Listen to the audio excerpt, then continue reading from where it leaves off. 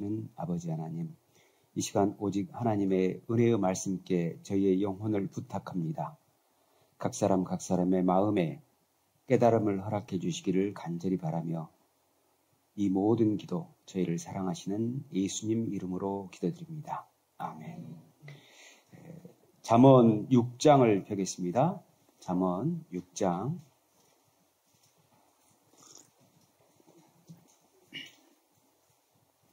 잠언 6장 7절 8절입니다.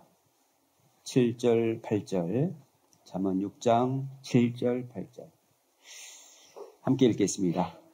계민은 두령도 없고 관역자도 없고 주권자도 없으되 먹을 것을 여름 동안에 예비하며 추수 때에 양식을 모으느니라.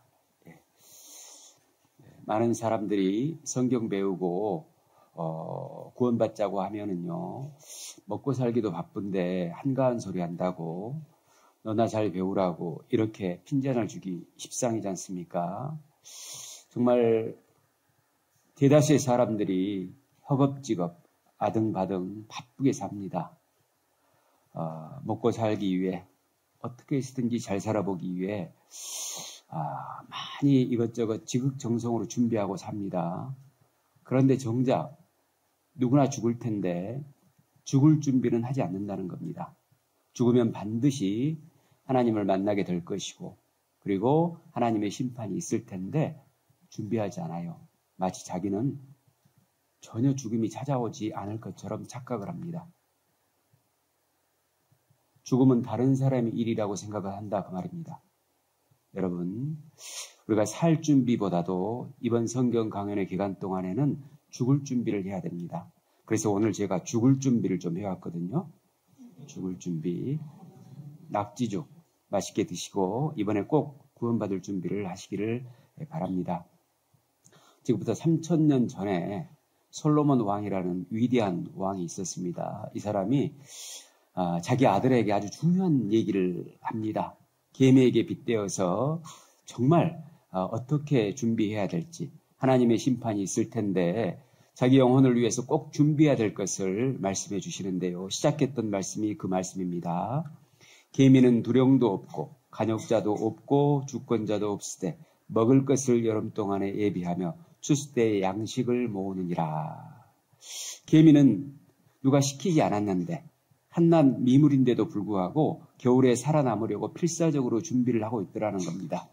그런데 우리는 지옥에 가지 않기 위해서 필사적으로 준비하고 있는지, 어쩌면 우리가 한낱 미물인 계미만도 못한 그런 인생을 살고 있는 것은 아닌지 생각해 보자는 겁니다. 어떻게 하는 것이 지옥 가지 않는 준비일까요? 구원받는 것이 지옥 가지 않는 준비입니다. 여기 계미와 배짱이 이 우화 잘 아시죠? 고대 그리스의 작가였던 이솝이라는 사람이 썼던 동화입니다. 잘 아실 겁니다. 여름 내내 계미는 열심히 일을 합니다. 왜냐하면 겨울을 맞이하면 어떤 먹을 것도 구할 수 없기 때문에 먹을 것을 비축해 둡니다. 그런데 계미의 그 모습을 보고도 배짱이는 휘파람이나 불고 있고 필이나 불고 있고 노래나 부르고 있고 맨날 놉니다. 결국 나중에 운명이 어떻게 됐죠? 계미는 따뜻한 곳에서 맛있는 것을 먹고 행복하게 지냈습니다. 그런데 배짱이는 추위에 떨면서 계미에게 구걸을 하는 그런 모습이 동화에 보면 나오지 않습니까? 여기 우리가 배짱이 인생으로 살아가고 있는 것은 아닌지, 반드시 겨울이 올 텐데 지금 풍족하고 내가 죽지 않고 내가 살 수 있다고 해서 전혀 준비하지 않는 그런 인생을 살고 있는 것은 아닌지 생각해 보자는 겁니다. 우리는 절대 이 배짱이와 같은 인생이 돼서는 안 될 겁니다. 어제 배운 내용 잠깐 또 복습해 보겠습니다. 하나님께서 우리를 사랑하시기 때문에 동식물을 창조했고 또 아담과 하와를 위해서 에덴 동산을 주셨는데 그것은 아주 풍요한 곳이었잖아요. 아담과 하와를 사랑한다는 그 하나님의 마음을 우리가 읽을 수 있었습니다. 에덴 동산에는 4개의 강이 흘렀습니다. 그 강 줄기가 지금도 남아있죠. 티그리스 유프라테스 강, 그리고 비선과 기온강은 땅속에 묻혀 있지 않습니까? 그 자리가 바로 메소포타미아 지역, 이라크라는 나라가 있다는 겁니다. 그리고 세 번째는 노아의 방주. 방주가 터키 아라랏산에 머물렀고 노아가 하나님과 동행해서 하나님의 말씀을 잘 들었기 때문에 하나님의 사랑을 입었다. 이런 얘기를 어제 말씀을 드렸습니다. 이 세 주제의 공통점도 가만히 보니까 뭡니까? 사랑입니다. 사랑. 여러분 인생에 있어서 사랑을 빼고 여러분의 인생을 논할 수 있을까요? 누군가에게 내가 사랑을 전혀 받지 못해요. 그리고 나는 누구도 사랑하고 싶은 마음이 없어요. 그러면 인생이 그때부터 지옥입니다. 하나님께서 왜 지옥을 만들어 두셨을까요? 하나님의 사랑을 거절하고 하나님의 사랑을 받기를 싫어하기 때문에, 또 하나님을 사랑하는 것을 전혀 관심을 갖지 않기 때문에 사랑의 고통인, 사랑을 배척한 고통인 지옥을 준비하신 겁니다. 이건 우리가 이 땅에 살면서도 느낄 수 있다는 것입니다. 부부간에 사랑을 나누지 못하면 지옥 같은 가정이 되지 않습니까? 부모 자식 간에도 마찬가지가 되겠죠. 아무리 돈이 많고 또 건강하게 모든 것을 누리고 산다 할지라도 사랑을 나누지 못하면 마음이 지옥이죠. 우리는 성경의 첫날, 둘째 날, 오늘도 계속해서 사랑에 대해서 배워가고 있는 겁니다. 하나님은 살아계십니다. 오늘 배울 내용이 몇 가지일 것 같습니까? 세 가지입니다. 첫 번째 바벨탑 사건에 대해서 배울 거고요. 두 번째 이스라엘의 환난과 이스라엘의 회복에 대해서 배울 겁니다. 여기에 대해서도 증거가 있으면 증거가 있으면 믿고 증거가 없으면 믿지 않으시면 됩니다. 그런데 증거 있는데도 관심이 없고 안 믿으면은 정말 바보 같은 행동입니다. 여러분 이것은 손해봐서 될 문제가 아닙니다. 지나칠 문제가 아닙니다. 내 영혼을, 내 생명을 영원히 후회할 수 있는 일입니다. 그래서 여러분 세상의 그 어떤 것보다도 아주 중요하게 생각하면서 이 말씀을 간절한 마음으로 들으시기를 부탁을 드립니다. 첫 번째 주제, 바벨탑 사건에 관련된 말씀입니다. 어제 말씀드렸던 것처럼 노아의 대홍수가 있었지 않습니까? 이 이후에 노아 가족 8명에 의해서 사람들이 다시 번성하기 시작했는데 굉장히 많은 사람들로 번성을 합니다. 문제는 이들마저도 하나님에게 무관심하기 시작한 겁니다. 그러면 뭐에 관심이 생긴다고 했죠? 죄에 관심이 생겼습니다. 여러분도 여러분의 마음을 한번 곰곰이 생각해 보십시오. 하나님에게 무관심하면 뭐에 관심이 생기던가요? 분명히 죄에 관심이 생깁니다. 이건 법칙과 같은 겁니다. 죄에 관심이 생겼던 홍수 이후에 시간이 흘렀던 그 사람들의 마음속에 죄에 관심이 생겼고 그걸 보신 하나님께서는 또 근심하게 되는 것이죠. 이 사람들은 계속해서 점점 죄를 짓기 시작합니다. 그리고 200년쯤 지나니까 또 죄가 세상에 꽉 차게 된 거죠. 그런데 이들이 과거에 홍수 경험이 있기 때문에 양심은 있어서 우리가 이렇게 살다가 결국 또 홍수 심판 받는 것 아닌가 이런 생각을 하게 된 겁니다. 하지만 실은 하나님께서 창세기 9장에요. 하나님께서 다시는 물로써 세상을 심판하지 않으시겠다고 약속을 해주셨습니다. 그 약속으로 보여주신 것이 무지개였거든요. 근데 그 무지개 언약이 창세기 9장에 7번이 나와요. 무지개 언약을 하시면서 다시는 온 세상 사람들을 물로 심판하지 않겠다고 약속을 해주신 겁니다. 성경의 7이라는 숫자는 하나님 숫자고 완전 숫자입니다. 하나님의 완벽한 약속입니다. 그렇습니다. 사람이 죄를 계속해서 관심을 갖게 되잖아요. 놀랍게도 하나님의 약속의 말씀을 믿지 못하게 하는 능력이 생깁니다. 하나님의 말씀을 믿는 능력이 생겨야 되는데 죄에 관심을 갖고 하나님께 무관심하기 시작하면은 하나님의 말씀이 이상하게 안 믿어져요. 분명히 반론을 제기하지도 못해요. 분명히 증거가 있어요. 그런데도 하나님의 말씀을 믿기 싫고 안 믿어져요. 이상하게. 믿음은 성경에 하나님의 선물이라고 하셨습니다. 하나님께서는 아무에게나 믿음을 주지 않습니다. 디모데전서 2장 4절에 보면은 하나님은 모든 사람이 구원을 받으며 진리를 아는 데 이르기를 원하신다고 하셨는데 아무나는 안 해주십니다. 하나님은 속지 않으시거든요. 스스로 속이지 말라. 하나님은 만홀히 여김을 받지 아니하시나니 사람이 무엇으로 심든지 그대로 거두리라. 자기의 육체를 위하여 심는 자는 육체로부터 썩어질 것을 거두고 성령을 위하여 심는 자는 성령으로부터 영생을 거둔다고 했습니다. 하나님께서는 여러분께서 심은 대로 그대로 주십니다. 육체의 목적을 위해서 그렇게 아등바등 허겁지겁 살면 육체에 필요한 것들을 주시기도 합니다. 그런데 영적인 것은 아무것도 안 와닿는 겁니다. 여러분, 우리가 간절하고 겸손하게 하나님의 말씀 앞에 마음을 열어야 됩니다. 그래야 이 말씀이 깨달아집니다. 어제까지 드린 말씀 중에서 진짜 이 마음속 깊이 한 말씀이라도 제대로 깨달아지잖아요. 그러면 나머지는 일사천리입니다, 사실은. 증거 없어서 하나님을 못 믿겠다? 아닙니다. 증거는 무수히 많아요. 문제는 자기 마음이다, 그 말이죠. 양심의 가책 없이 계속해서 죄를 밥 먹듯이 지어가는 그런 사람들의 모습은요, 결국 하나님의 말씀을 들어도 전혀 깨달음이 없습니다. 성경 디모데후서 3장에 보면은 죄를 중히 지고 여러 가지 욕심에 이끌린 바 되어 항상 배우나 마침내 진리의 지식에 이를 수 없다는 말씀이 있거든요. 죄를 계속해서 중히 진다는 것은 죄에 빠져 사는 겁니다. 죄에 더 관심을 갖는 겁니다. 하나님을 싫어하는 겁니다. 하나님의 사랑이고 천국이고 영생이고 구원이고 나는 필요 없고 잘 먹고 잘 사는 것, 육신의 목적만을 욕망만을 위해서 살아가려고 하면은 이상하게 계속 배우는데 하나도 안 믿어져요. 이상한 일이죠.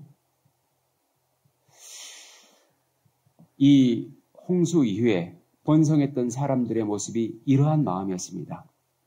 이 당시에 니므롯이라는 아주 강력한 리더십을 갖춘 그런 용감무쌍한 사람이 있었는데요. 이 사람이 가만히 생각해 보니까 이러다가 홍수 심판 받으면 안 되니까 어떻게 하면 이 문제를 해결할 수 있을까 하고 석학들을 모아가지고 회의를 하기 시작한 겁니다. 그런데 아주 좋은 아이디어가 나온 겁니다. 그게 바로 탑 쌓는 거였습니다. 홍수가 와도 탑을 높이 쌓아가지고 거기에 다 올라가 있으면은 살아남을 수 있다고 생각했는지 모르겠지만은 탑을 쌓은 겁니다. 그러면서 하나님의 이름보다는 우리 이름을 내고 온 지면에 흩어짐을 면하자라고 하면서 서로 다짐을 합니다. 실은 창세기 1장 28절과 홍수 이후에 창세기 9장 1절에서 하나님께서는 세상의 모든 사람들에게 생육하고 번성하고 땅에 충만하라고 축복을 하셨거든요. 그런데 흩어지지 말고 함께 모여 살자는 겁니다. 하나님의 축복을 거절하는 것이죠. 하나님께서는 축복을 해주겠다고 하셨는데 그들은 하나님의 축복이 필요하지 않았던 겁니다. 왜일까요? 죄에 더 관심이 생기니까 그런 겁니다. 이 얘기를 바벨탑 사건이라고 하는데 창세기 11장에 나옵니다. 제가 읽어볼게요. 서로 말하되 자 벽돌을 만들어 견고히 굽자 하고 이에 벽돌로 돌을 대신하며 역청으로 진흙을 대신하고 또 말하되 자 성과 대를 쌓아 대 꼭대기를 하늘에 닿게 하여 우리 이름을 내고 온 지면에 흩어짐을 면하자.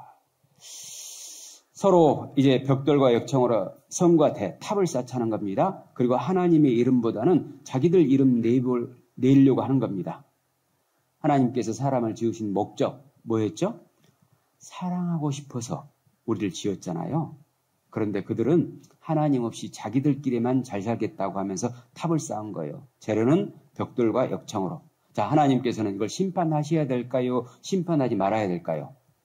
하셔야겠죠. 만약에 여러분이 하나님이라면 어떤 식으로 심판하실랍니까? 탑을 그냥 와르르 무너뜨리면 되겠죠. 그런데 하나님은 의외의 기발한 방법을 쓰십니다. 창세기 11장 1절에 보면요. 온 땅의 언어와 구음이 하나였다고 하거든요. 세상의 언어가 원래는 하나였다는 겁니다. 그런데 하나님께서 언어를 다 흩어버립니다. 언어를 혼잡케 한다. 그런 말씀이 있는데요. 바로 그 혼잡이라는 단어를 써서 히브리 말로 바벨탑 사건이라고 하는 겁니다. 여기 그 이름을 바벨이라 하니 이는 여호와께서 거기서 온 땅의 언어를 혼잡케 하셨음이라. 여호와께서 거기서 그들을 온 지면에 흩으셨더라. 지금 세계의 언어가 약 5,000종 정도 되거든요. 왜 이렇게 언어가 많아졌죠? 짐승은 되게 같잖아요. 소리만 내니까 되게 같습니다.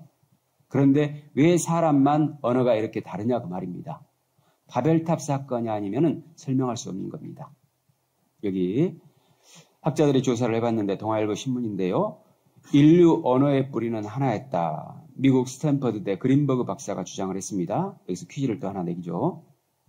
왜 하나님은 언어를 하나로 만드셨을까? 사람도 짐승처럼 소리만 내게 하시지 왜 언어를 하나로 만들어 주셨을까? 이유가 뭘까요? 예, 하나님의 사랑을 깨닫도록 하시기 위해서입니다. 여러분, 사랑에서 제일 중요한 게 언어입니다. 서로 말이 같아야 돼요. 말이 통하지 않잖아요? 그럼 사랑할 수가 없어요. 사랑이 깨져버려요. 전라도 말로 막힘이라는 말이 있거든요. 앞뒤가 꽉 막혀서 답답한 경우를 얘기하는 겁니다. 부부간에도 마찬가지잖아요. 아내가 남편한테 여보 나 머리가 깨질 듯이 아파 죽겠어. 남편은 그럼 뭐라고 합니까? 병원 가봐 그럽니다. 아내 그러면 행복해요. 굉장히 기분 나빠요. 성질 엄청나죠. 많이 아파? 어떻게 아픈데? 이렇게 해줘야 좋은데 서로 언어가 통하지 않는다는 것입니다. 대화 안 되는 사람하고 사랑할 수는 없잖아요. 소통이 안 되면 고통스럽다고 하지 않습니까? 그런 사람과는 살아주는 것이지 사는 것이 아니잖아요. 맞춰주는 것이지 맞는 것은 아니잖아요. 본래 하나님께서 사람에게 하나의 언어를 주신 목적은 하나님의 사랑을 깨닫고 구원받고 함께 서로 사랑하자는 겁니다. 여러분에게 언어가 있는 이유는 바로 사랑 때문이었던 거죠. 그런데 그 언어로 우리가 욕설을 하고 음담패설을 하면서 살아온 겁니다. 사람이 사랑을 나누려면 대화가 잘 돼야 돼요. 언어가 같아야 돼요. 그래서 우리는 하나님과 사랑을 온전히 나누기 위해서 하나님의 말씀인 이 성경을 배우고 이 성경을 통해서 하나님과 사랑의 대화를 하고 싶은 겁니다.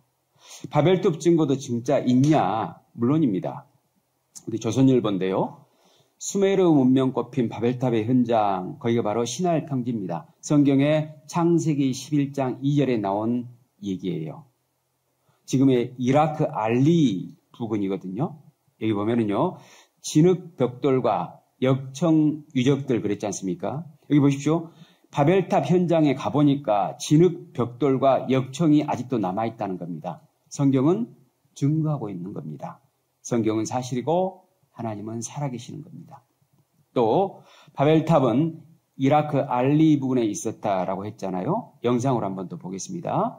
콜드바이 역시 흔적도 없이 사라져버린 바벨탑만큼은 찾을 수는 없었습니다. 그러던 어느 날 그는 전혀 뜻밖의 광경을 보게 되죠. 주민들이 땅속에서 끊임없이 벽돌을 채취해가는 것을 목격한 것입니다. 콜데바이는 이곳이 바벨탑의 자리일 거라 직감했습니다. 거대한 사각형 모양의 건물터가 확연히 드러난 것입니다. 일찍이 그리스의 학자 헤로도토스는 바벨탑의 크기에 대해 가로와 세로 그리고 높이가 각각 180큐빗이라고 했습니다. 이를 오늘날의 단위로 환산하면 각각 90m가 되죠. 이는 콜데바이가 주장했던 자리와 비교했을 때 그 크기가 불과 1.5m밖에 나지 않는 근소한 차이입니다. 프랑스 파리에 있는 르브르 박물관. 우리는 이곳에서 작은 점토판 하나를 만났습니다. 바벨론에 있던 신전 에사겔에서 학생들을 교육하기 위해 만들어낸 교과서였죠. Some school exercise for mathematics. So it was not made to depict the ziggurat in itself, but to have people made some mathematics based on the ziggurat. But what is interesting is that it fits well the reality of the Neo-Babylonian ziggurat, of course.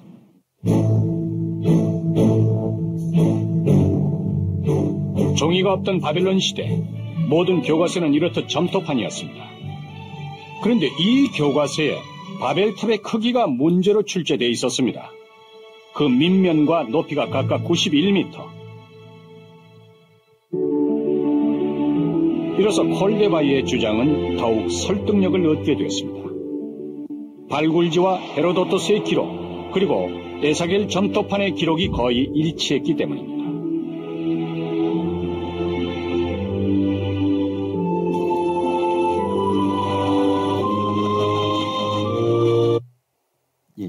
콜데바이라는 사람이 실제로 시나이 평지에서 이라크 알리 근처에서 바벨탑 유적을 찾아냈습니다. 그리고 헤로도토스, 성경을 배운 사람이 아니잖아요. 이 사람이 문서를 찾아냈는데 그 문서에도 그 내용이 나와 있고, 또 루브르 박물관에 점토판이 나와 있는데 그걸 보니까 바벨탑에 관련된 내용들이 기록되어 있더라는 겁니다. 관계없는 것들이 이렇게 일치를 하고 있다. 성경이 진실이라는 것이죠.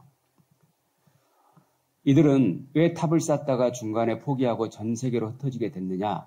언어가 달랐기 때문에 도저히 탑을 쌓을 수가 없었던 겁니다. 그래서 같은 언어를 사용하는 사람끼리 흩어지게 된 것이죠. 그 내용이 성경에 나옵니다. 노아의 아들들은 셈과 함과 야벳이며, 함은 가나안의 아비라. 노아의 이 세 아들로조차 백성이 온 땅에 퍼지니라. 셈, 함, 야벳. 이거는 우리가 학교 다닐 때 배웠던 셈족, 함족, 야벳족의 얘기입니다. 성경과 우리가 배운 교과서의 내용과 일치한다 그 말입니다. 인류의 번성 그랬는데 노아의 세 아들을 통해서 함의 후손은 아프리카 흑인종에까지 전해지고요. 셈의 후손은 우리 같은 사람들, 우리 동양인, 황인종을 얘기합니다. 아시아 사람들. 야벳의 후손은 바로 유럽, 백인종의 후손들이 얘기하는 겁니다. 여기 보면은 하나님께서 노아의 세 아들을 통해서 다시 인류를 번성하게 하셨다고 하는 겁니다. 그렇다면 성경대로 우리 개인의 조상을 이제 거슬러 올라가 보는 것이죠. 그러면 어디까지 연결되는지 우리가 한번 확인해 보자는 겁니다.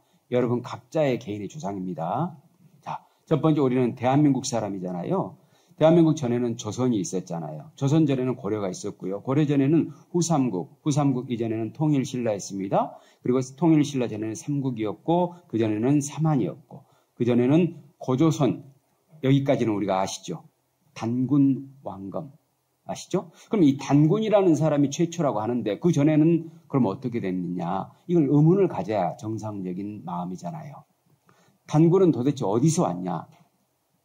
역사학자들이 얘기하는데 수메르의 후손이라는 겁니다. 수메르 문명, 수메르 민족의 후손이라는 겁니다. 수메르인들이 넘어왔다는 겁니다. 그 수메르인들은 자기들을 웅상기가라 했거든요. 웅상기가가 무슨 뜻이냐면 머리 검은 사람들을 얘기합니다. 그러니까 우리는 수메르족의 후손입니다. 그전에는 성경에 보면은 욕단이 나오고요. 욕단의 아빠가 에벨이 나옵니다. 에벨의 아빠가 셀라인데 셀라 때에 바벨탑을 쌓았던 거거든요. 그리고 셀라의 아빠가 아르박사시고 아르박사의 아빠가 셈, 노아의 세 아들 중에서 가장 큰 아들이 셈이거든요. 셈, 함, 야벳. 그리고 셈의 아빠가 누구죠? 방금 말씀드렸잖아요. 노아. 이때 홍수가 있었던 것입니다. 노아의 할아버지가 누구냐면은 셋입니다. 셋의 아빠가 누구냐면은 아담입니다. 아담은 누가 만드셨죠? 아버지 하나님이 만드신 겁니다. 자, 이 정도 우리가 배웠잖아요. 우리는 사실 이렇게 보니까 뼈대 있는 민족입니다. 종갓집이에요. 그러니까 조상을 알려면 이렇게 제대로 공부를 해야 됩니다. 여러분 큰 공부하신 겁니다. 바벨탑을 쌓을 당시에 사람들은 하나님에 대해서 1도 관심이 없었다고 합니다. 아담 때부터 노아 시대까지, 노아 때부터 바벨탑을 쌓을 당시까지 인간들의 특징이 뭐냐면요. 계속해서 죄를 짓는다는 겁니다. 그리고 스스로는 죄 해결이 불가능하다는 겁니다. 선천적 죄 면역 결핍증 환자들이 되어버린 것이죠. 불치병입니다. 하나님께서는 이토록 끈질기게 죄를 짓는 사람들을 향해서 끈질기게 사랑하십니다. 하나님은 죄인들을 포기 못하시는 것이죠. 그래서 이 죄인들에게 하나님을 제대로 믿게 하시려고 또 사람들의 모든 죄를 해결해 주시기 위해서 한 민족을 선택하시게 됩니다. 그 민족이 이스라엘 민족, 히브리 민족, 물 건너왔다는 뜻이거든요. 그리고 다른 말로 유대 민족을 얘기하는 겁니다. 이스라엘, 히브리, 유대 민족 같은 말입니다. 지금 세상 중앙에 나라를 세우고 사는 이스라엘 나라를 얘기하는 것이죠. 그러니까 성경은 신화나 전설이 아니고 실제 일어난 역사를 얘기하고 있는 겁니다. 진실이라는 겁니다. 지금부터 이스라엘의 역사를 배우게 될 겁니다. 왜? 하나님을 믿게 해주시기 위해서 택했으니까. 왜? 그 민족을 통해서 우리를 죄에서 구원하시기 때문에 배우려고 하는 겁니다.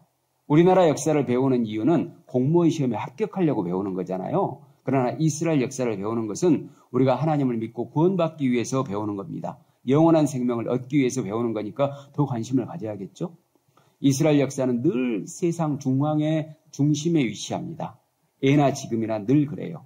아주 오랜 옛날에 가장 큰 나라가 이집트였거든요. 그 이집트의 중심에 이스라엘이 있습니다. 그 이집트 이후에 최초의 제국이 아수르 제국이거든요. 그 아수르 제국의 중심에 이스라엘이 있습니다.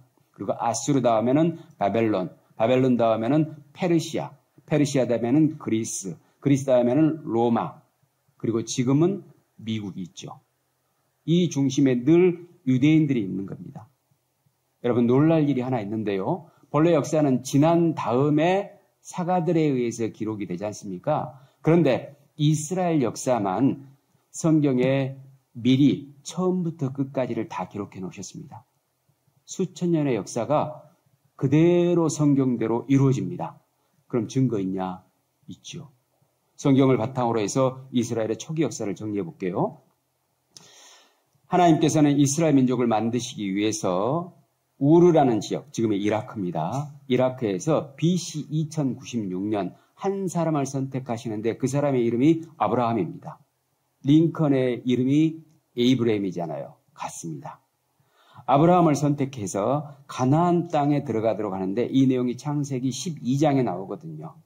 그리고 아브라함이 두 아들을 낳았는데 하나는 이스마엘이었고 하나는 이삭이었습니다. 이스마엘은 지금 아랍 족속의 조상이 됐습니다. 그 이삭이 또 두 아들을 낳았는데 하나는 에서였고 하나는 야곱이었습니다. 그 야곱의 이름을 하나님께서 말 잘 듣는다고 이스라엘로 바꿔주셨습니다. 그 개인의 이름이 지금의 민족의 이름이 됐고 지금의 나라의 이름이 된 겁니다. 원래는 사람의 이름이었던 겁니다. 이 에서는 야곱의 형이었는데 쌍둥이 형이었는데 이 에서도 바로 아랍 족속의 조상이 된 겁니다. 지금 아랍 세력과 이스라엘이 서로 전쟁을 벌이고 있지 않습니까? 따지고 보면 형제간 싸움입니다. 그리고 야곱이 11명의 아들을 낳았는데요. 12명의 아들을 낳았는데 11번째 아들이 요셉이라는 아들이 있었거든요. 이 요셉이 형들의 미움을 받아가지고 이집트의 노예로 팔리게 되는 일이 있었거든요. 그런데 하나님께서 요셉을 도와주셔요. 그래가지고 전화위복이 돼서 왕의 꿈을 해석해가지고 하루아침에 총리 자리에 앉게 되는 겁니다. 근데 하나님께서 지혜를 주셔가지고 이 사람이 무역수지를 흑자로 만들어내고 집값을 잡아내고 복지정책을 잘 펴가지고 사람들로부터 국민들로부터 굉장히 칭찬을 받습니다. 그렇게 아주 정치를 잘해요. 그러다 보니까 이 요셉의 가족들이 아직 가나안 땅에 살고 있었거든요. 약 70명이 됐습니다. 요셉에 의해서 다시 이집트로 이민을 오게 됩니다. 이집트 왕이 수레를 보내가지고 모셔오거든요. 약 70명이 가나안 땅에서 이집트로 이민을 오게 됐습니다. 지금부터 3,900년 전의 일이에요. 이 이스라엘 가족들 약 70명이 이집트 고센 땅에서 터를 잡고 살면서 사람들로부터 대우를 잘 받았습니다. 그런데 요셉을 모르는 왕이 등극을 해서 보니까 자기 민족도 아닌데 타민족인데 히브리 민족이 와가지고 점점 세력이 커지는 겁니다. 그래서 전부 다 노예 삼아버립니다. 그러자 이집트에서 종살이를 하면서 이런 건축물들을 쌓게 되는데요. 여기 감독들을 그들 위에 세우고 그들에게 무거운 짐을 지워 괴롭게 하여 그들로 바로를 위하여 국고성 비돔과 국가 창고를 얘기하는 겁니다. 람셋 성을 얘기하는 겁니다. 성을 건축하게 하니라. 매일 건설 현장에 노예로 동원이 됐습니다. 이집트 왕은 이 건설 현장에 동원된 이스라엘 백성이 점점 세력을 잃어버릴 줄 알았는데 그래도 세력이 약해지지 않는 거예요. 그래서 안 되겠다 해가지고 이스라엘 민족 중에서 갓 태어난 사내 아이들이 나면은 무조건적으로 싹 죽여버리도록 합니다. 그런데 요게벳이라는 어떤 한 어머니가 계셨는데 이 아이를 자기가 낳은 아들을 숨겨서 키웠던 겁니다. 3개월을 숨겼는데 울음소리가 점점 밖으로 새려고 하는 거예요. 잘못하면은 이집트 군대가 와가지고 자기 가족들이 몰살을 당하게 생겼잖아요. 안 되겠다 싶어가지고 그 아이를 갈대 상자를 만들어가지고 거기다 놓고 안팎으로 역청을 칠하고 이집트 나일강의 하숫가에 띄워놓습니다. 근데 마침 이집트 바로의 공주가 거기 가서 목욕을 했거든요. 애 울음소리가 들렸습니다. 시녀를 보내가지고 뭔지 한번 데리고 와봐라 합니다. 오니까 히브리 아이인 거예요. 근데 굉장히 잘생겼던가 봐요. 그래서 자기 아들로 양자 삼아서 키우게 됩니다. 그렇게 해서 모세는 애굽의 왕자가 돼가지고 약 40년 동안 살게 되는 겁니다.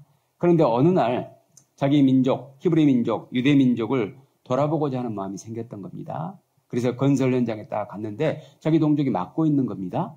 분노가 치밀어 올랐어요. 한 방 때렸는데 죽어버린 겁니다. 모세는 이제 죽었구나 하면서 미디안으로 도망갑니다. 거기가 어디냐면 사우디아라비아입니다. 지금 사우디아라비아로 도망가가지고 거기서 이제 다 있고 양치기 목동이 돼가지고 사는데요. 거기서 결혼도 하고 자식도 낳고 삽니다. 그간 이스라엘 민족의 인권은 바닥에 떨어지고 계속해서 사내아이를 죽이다 보니까 씨가 마를 정도가 돼버리니까 이스라엘 백성들이 우리는 하나님께서 선택하신 민족인데 이렇게 죽는단 말인가 하나님께 기도를 합니다. 하나님께서는 미디안에서 양을 치며 살고 있는 모세를 불러서 이스라엘 백성들을 탈출시켜라. 그래서 다시 가나안 땅으로 데려가라 라고 합니다. 모세는 겁은 났지만 하나님의 명령이었기 때문에 애굽 왕 바로를 찾아갑니다. 바로에게 가서 우리 민족 하나님께서 데리고 나가라고 합니다. 바로가 그 얘기를 듣고 말 같지 않은 소리 하고 있네 하면서 혼을 냅니다. 그러자 하나님께서 10가지 재앙을 내리십니다.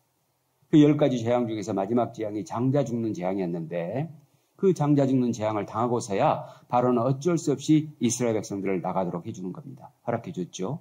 이스라엘 민족은 이집트에서 나와서 시나이 반도를 거쳐서 홍해 앞까지 다다르게 된 겁니다.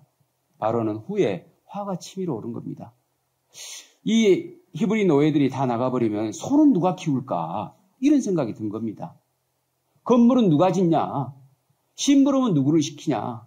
그래서 어쩔 수 없이 다시 잡아오려고 쫓아갔는데 하나님께서 막으십니다. 그리고 이스라엘 백성들은 이집트 군대가 쫓아오고 또 앞에는 홍해바다가 막혀 있었기 때문에 진퇴양난이 된 겁니다. 이스라엘 백성들이 아이고 큰일 났다 하면서 모세를 원망하고 두려워하기 시작하는 겁니다. 그때 하나님께서 모세에게 이렇게 얘기를 합니다. 모세야, 네가 지팡이를 잡고 있는데 그 지팡이 든 손을 바다 위로 내어 밀어라. 그러면 바다가 쫙 갈라질 것이다 라고 얘기를 해주십니다. 이렇게 홍해를 건너서 사우디아라비아 광야로 이스라엘 백성들은 넘어가게 됩니다. 이것이 출애굽이라고 하는 겁니다. 엑소더스. 지금부터 3,500년 전의 사건입니다. 이 내용을 성경에서 찾아보면 이렇습니다. 모세가 바다 위로 손을 내어민데 여호와께서 큰 동풍으로 밤새도록 바닷물을 물러가게 하시니 물이 갈라져 바다가 마른 땅이 된지라. 이스라엘 자손이 바다 가운데 육지로 행하고 물은 그들의 좌우에 벽이 되니 애굽 사람들과 바로의 말들 병거들과 그 마병들이 다 그 뒤를 쫓아 바다 가운데로 들어오는지라. 모세가 손을 내미니까 큰 동풍이 밤새도록 바닷물을 가른 겁니다. 아주 넓게 갈라가지고요. 그 이스라엘 백성들이 다 건너는데 학자들에 의하면은 그 수가 어느 정도 되냐면 약 200만 명 정도 됐다는 겁니다. 70명이 갔는데 약 430년이 지나니까 200만 명까지 불어나게 된 겁니다. 그리고 물이 갈라져서 바다가 마른 땅이 돼가지고 이스라엘 백성들이 거기를 다 건너게 된 겁니다. 그리고 다 건너고 나니까 하나님께서 막았던 불과 구름을 거두셔서 이집트 군대가 그 바다로 쫓아 들어오는 겁니다. 다 들어왔을 때쯤 돼서 물을 다시 합해서 이 이집트 군대를 싹 몰살시켜버립니다. 같이 읽어볼까요? 물이 다시 흘러 병거들과 기병들을 덮되 그들의 뒤를 쫓아 바다에 들어간 바로의 군대를 다 덮고 하나도 남기지 아니하였더라. 좀 꿈에나 상상에나 있을 법한 그런 얘기로 느껴지시죠? 이게 만약에 꾸며낸 얘기라고 하면 하나님 안 계신 겁니다. 그러면 이에 대한 증거가 있느냐? 물론 있죠. 우리는 이 증거를 확인할 수 있습니다. 자, 여기까지의 내용을 영어로 만든 게 있거든요. 이해를 돕기 위해서 잠깐 준비해 봤는데 보겠습니다. Stretch out your hand.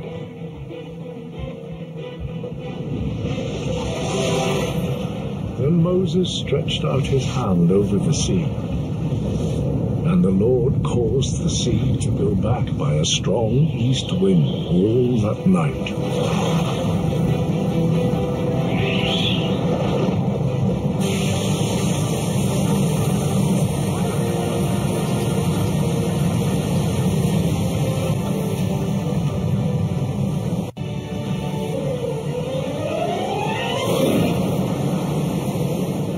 And so the children of Israel went into the midst of the sea on the dry ground, and the waters were a wall to them on their right and on their left.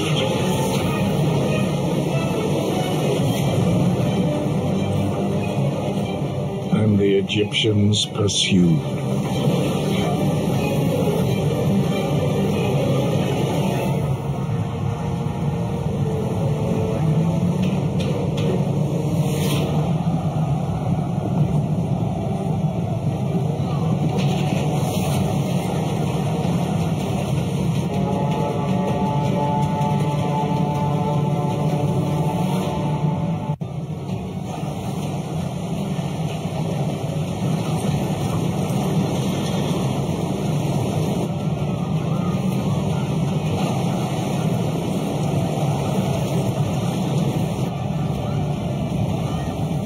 Moses stretched out his hand over the sea.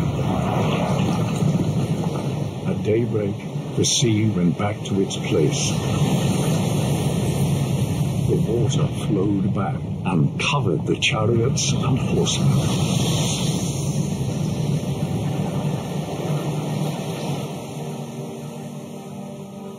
The entire army of Pharaoh that had followed the Israelites into the sea, not one of them survived. 예, 이런 기적 같은 일이 실제였는지 확인해 보겠습니다. 자, 이건 그 홍해 바다 그 지역을 지금 그려놓은 건데요. 왼쪽이 누에이바고 오른쪽이 사우디아라비아 미디안 광야입니다. 레드시라고 가운데 돼 있지 않습니까? 이곳을 건넌 겁니다. 이집트에서 사우디아라비아로 이렇게 이제 건너게 된 겁니다. 여기 네모에 있는 그 평지 있지 않습니까? 그 왼쪽에 있는 것은 산이거든요. 산악지형이기 때문에 굉장히 좀 높습니다. 근데 평지 이 지역이 어느 정도 면적이냐면요. 이곳인데요. 여의도 면적이 4.5매입니다. 굉장히 큽니다, 이게. 근데 지금 산 사이로 들어오는 길이 딱 한 군데가 있거든요, 지금. 이스라엘 백성들이 이 평지에 머무르고 있을 때 이집트 군대가 그 뒤에 와서 쫓아오려고 그 사이로 들어오려고 했는데 하나님께서 불과 구름으로 막으셨거든요. 흑암으로 만드셔가지고 도저히 앞뒤를 분간할 수 없도록 만드셔가지고 못 들어오게 했거든요. 그리고 이스라엘 백성이 건너고 나서 여기를 풀어줘가지고 홍해바다로 들어오게 된 거거든요. 이건 인공위성에서 찍은 사진입니다. 근데 이곳에 이제 200만 명이 결집해 있었던 겁니다. 여기 보죠. 해외 화제 모세의 기적 바람이 만들었다. 미국 기상학자가 연구를 해봤는데 홍해 갈라진 성경 기록을 과학적으로 입증했다는 건데요. 일정 방향 시속 74km로 10시간 불면은 밤새도록 물이 갈라졌다고 했지 않습니까? 10시간 불면은 바람에 의해서 물이 갈라지는 것이 가능하다는 겁니다. 오늘날은 잠수 기술이 발달을 했잖아요. 홍해 깊은 바닷속까지 들어갈 수도 있거든요. 그래서 들어가게 됩니다. 들어가서 봤더니 실제로 성경 출애굽기에 있는 흔적이 그대로 나오더라는 겁니다. 여기 보겠습니다. 이 이집트 군대들이 사용했던 이런 병거 바퀴들이 나오는 겁니다. 이렇게. 또 이제 여기 고대 이집트에서는 영혼 불멸설을 믿었기 때문에 왕이 죽으면 그 시체를 미이라화했거든요. 그래서 그 미이라가 약 25구가 있는데 그 중에서 모세를 추적했던 이집트 군대를 동원해가지고 이스라엘 민족을 추적했던 왕이 누군지 확인해보고자 한 겁니다. 실제 그런 일이 있었는지. 이게 모세를 추적하다 죽은 왕은 누구일까? 여기 29구 이집트 왕 유체 사인을 조사해봤다 했더니 19왕조 메르넵타가 익사를 했더라는 겁니다. 여기 기사를 좀 확대해 보겠습니다. 기사를 읽어보면은요.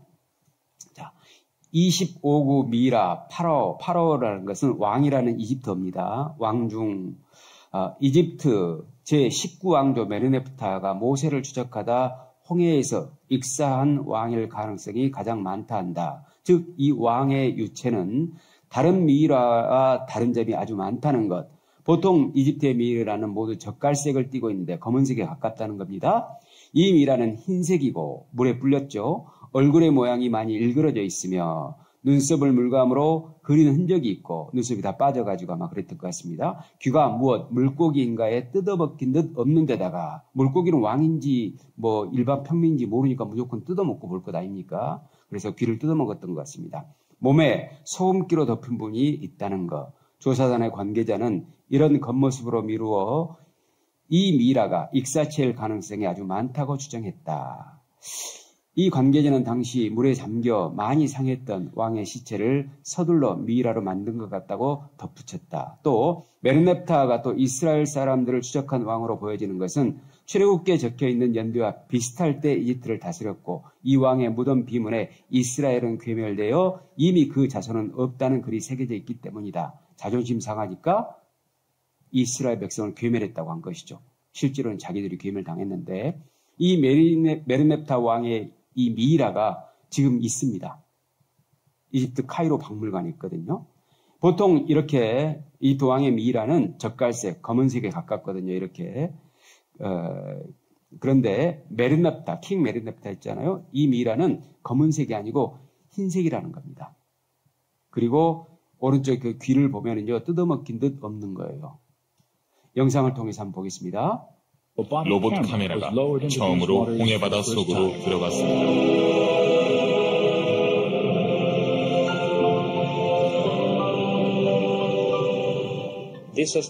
우리가 무선 조종 카메라를 가지고 그곳에 들어간 것은 처음 있는 일이었습니다.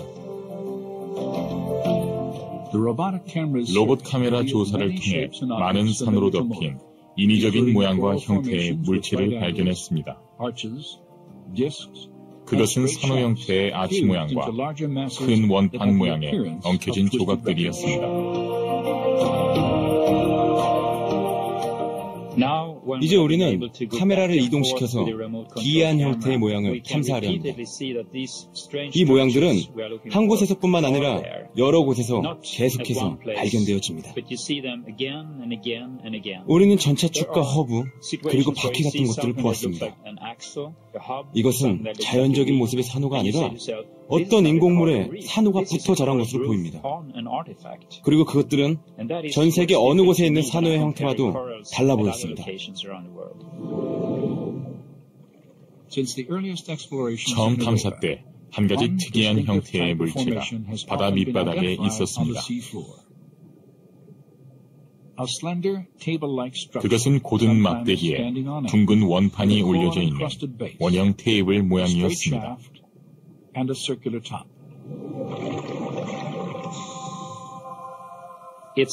그것은 정확히 90도의 각도로서 차축과 바퀴 사이의 각도와 같았습니다.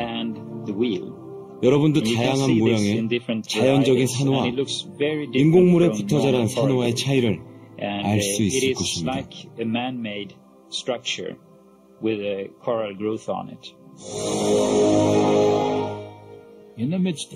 가운데 있는 둥근 물체는 부서진 차축과 허브로 보입니다.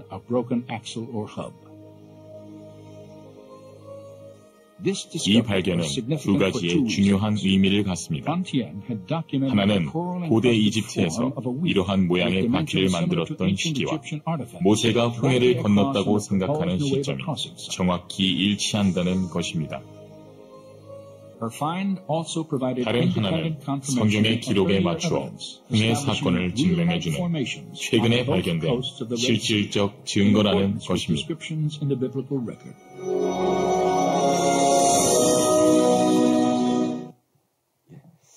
전차 바퀴가 발견됐고요. 이것이 이집트 시대 사용했다는 것이죠. 그리고 모세의 출애굽 시대와 일치하고 있다는 겁니다. 하나님께서는 이렇게 이스라엘 민족을 만드셨습니다. 왜라고 했죠? 하나님을 믿게 하고 우리를 구원하시기 위해서. 여기 이스라엘 백성들을 만드신, 선택하신 이유가 나오는데요. 나 여호와가 말하노라. 너희는 나의 증인, 나의 종으로 택함을 입었나니 이는 너희로 나를 알고 믿으며, 하나님을 알고 믿도록, 무조건 믿는 게 아니죠. 내가 그인 줄 깨닫게 하려 함이라. 나의 전에 지음을 받은 신이 없었느니라. 진짜 신은 하나님밖에 안 계시다는 겁니다. 나의 후에도 없느니라. 나 곧 나는 여호와라. 나 외에 구원자가 없느니라. 하나님께서 이스라엘 민족을 여호와의 증인과 종으로 삼으셨다는 말씀이잖아요. 하나님께서 증인과 종으로 삼으신 목적, 첫 번째는 나를 알고 믿으며 하나님을 확실하게 믿게 하시려고, 두 번째는 나 외에 구원자가 없느니라. 우리를 죄에서 구원해 주시려고. 그 구원의 이름을 가지신 분의 이름이 누구냐면은 예수님입니다. 예수님. 예수라는 그 이름의 뜻이 구원이라는 뜻이거든요. 그러니까 이 말씀을 자세히 배워보면은 하나님을 믿고 예수님을 믿기 위해서, 그래서 구원받기 위해서 이스라엘 백성들을 선택하셨다 그 말입니다. 제가 첫날 그랬지 않습니까? 우리가 이 성경 강연을 하는데 딱 두 분만 알면 된다고. 한 분은 하나님이고 한 분은 예수님이었잖아요. 하나님이 정말 계시는지, 하나님이 어떤 분인지, 예수님께서는 무슨 일을 하셨는지, 그 예수님께서는 나와 무슨 관계가 있는지, 그걸 통해서 우리가 구원받고 영원한 생명을 얻고 천국 가기 위해서 이번 강연회가 개최된 것이다. 이런 말씀을 드렸지 않습니까? 그런데 그 내용이 또 여기 나온 겁니다. 하나님께서는 이 이스라엘 민족과 계약을 하나 하게 되는데요. 어떤 내용이냐면은 하나님 말씀 잘 들으면 자다가도 떡을 주겠다고 합니다. 그런데 하나님 말씀을 안 들으면은 국물도 없다고 하십니다. 이런 내용인데요. 이스라엘 백성과 신명기 28장에 약속을 하시는데 순종하면 복을 줄 것이다. 그리고 불순종하면 반드시 하나님의 저주가 내려질 것이다. 그리고 구체적으로 어떤 저주가 내려질 것도 나오는데요. 같이 읽어보죠. 내가 너희를 열방 중에 흩을 것이요 내가 칼을 빼어 너희를 따르게 하리니 너희의 땅이 황무하며 너희의 성읍이 황폐하리라. 여기 보면은요, 저주가 나오는데 열방 중에 흩은 것, 칼을 빼어 따르게 하는 것, 땅과 성읍이 황무하고 황폐해지는 것, 이렇게 세 가지가 나오는데요. 정리를 해보겠습니다.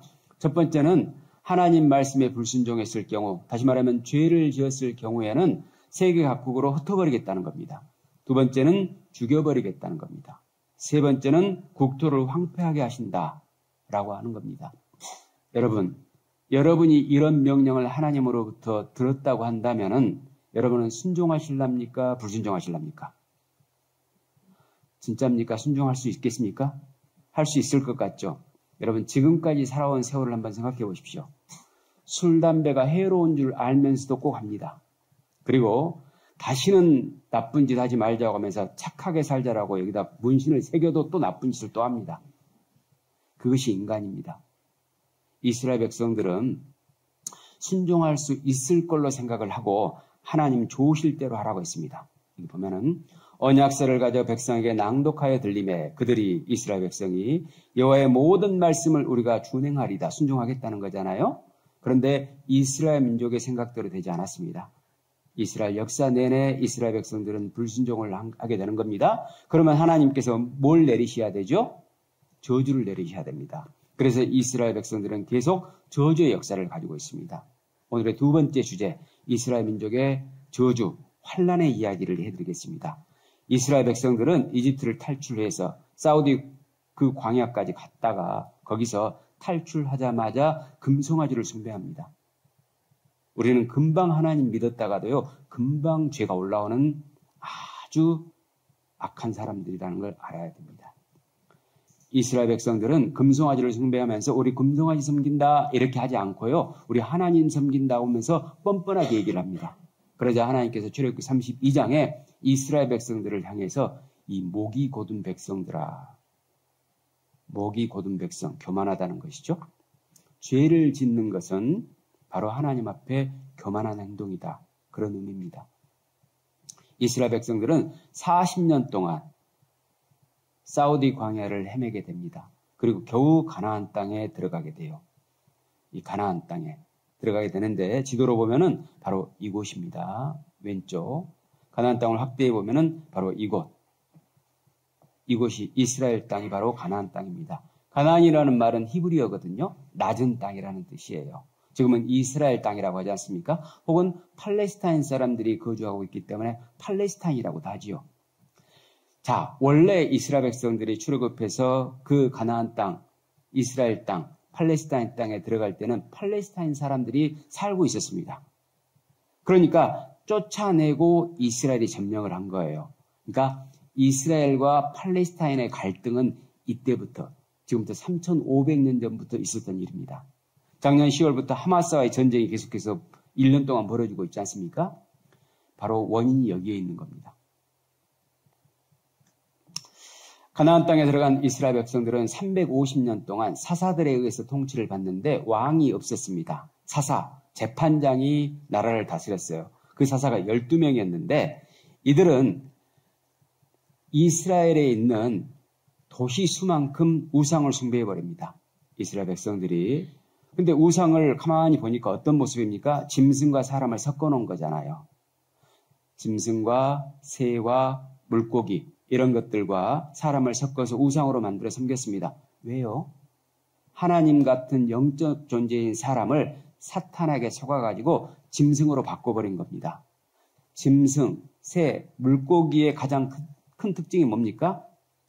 육신의 것만 생각해요. 육신의 목적 외에는 아무것도 없어요. 오직 먹을 거예요. 맞죠? 개든지 새든지 비둘기도 보면은 맨날 이렇게 하고 다녀요. 이렇게. 비둘기도 보면은 금붕어도 보면은 먹이 넣어준가 안 넣어준가 계속 하고 다녀. 개도 보면은 이러고 다닌다니까요. 근데 그 모습을 원했다는 겁니다.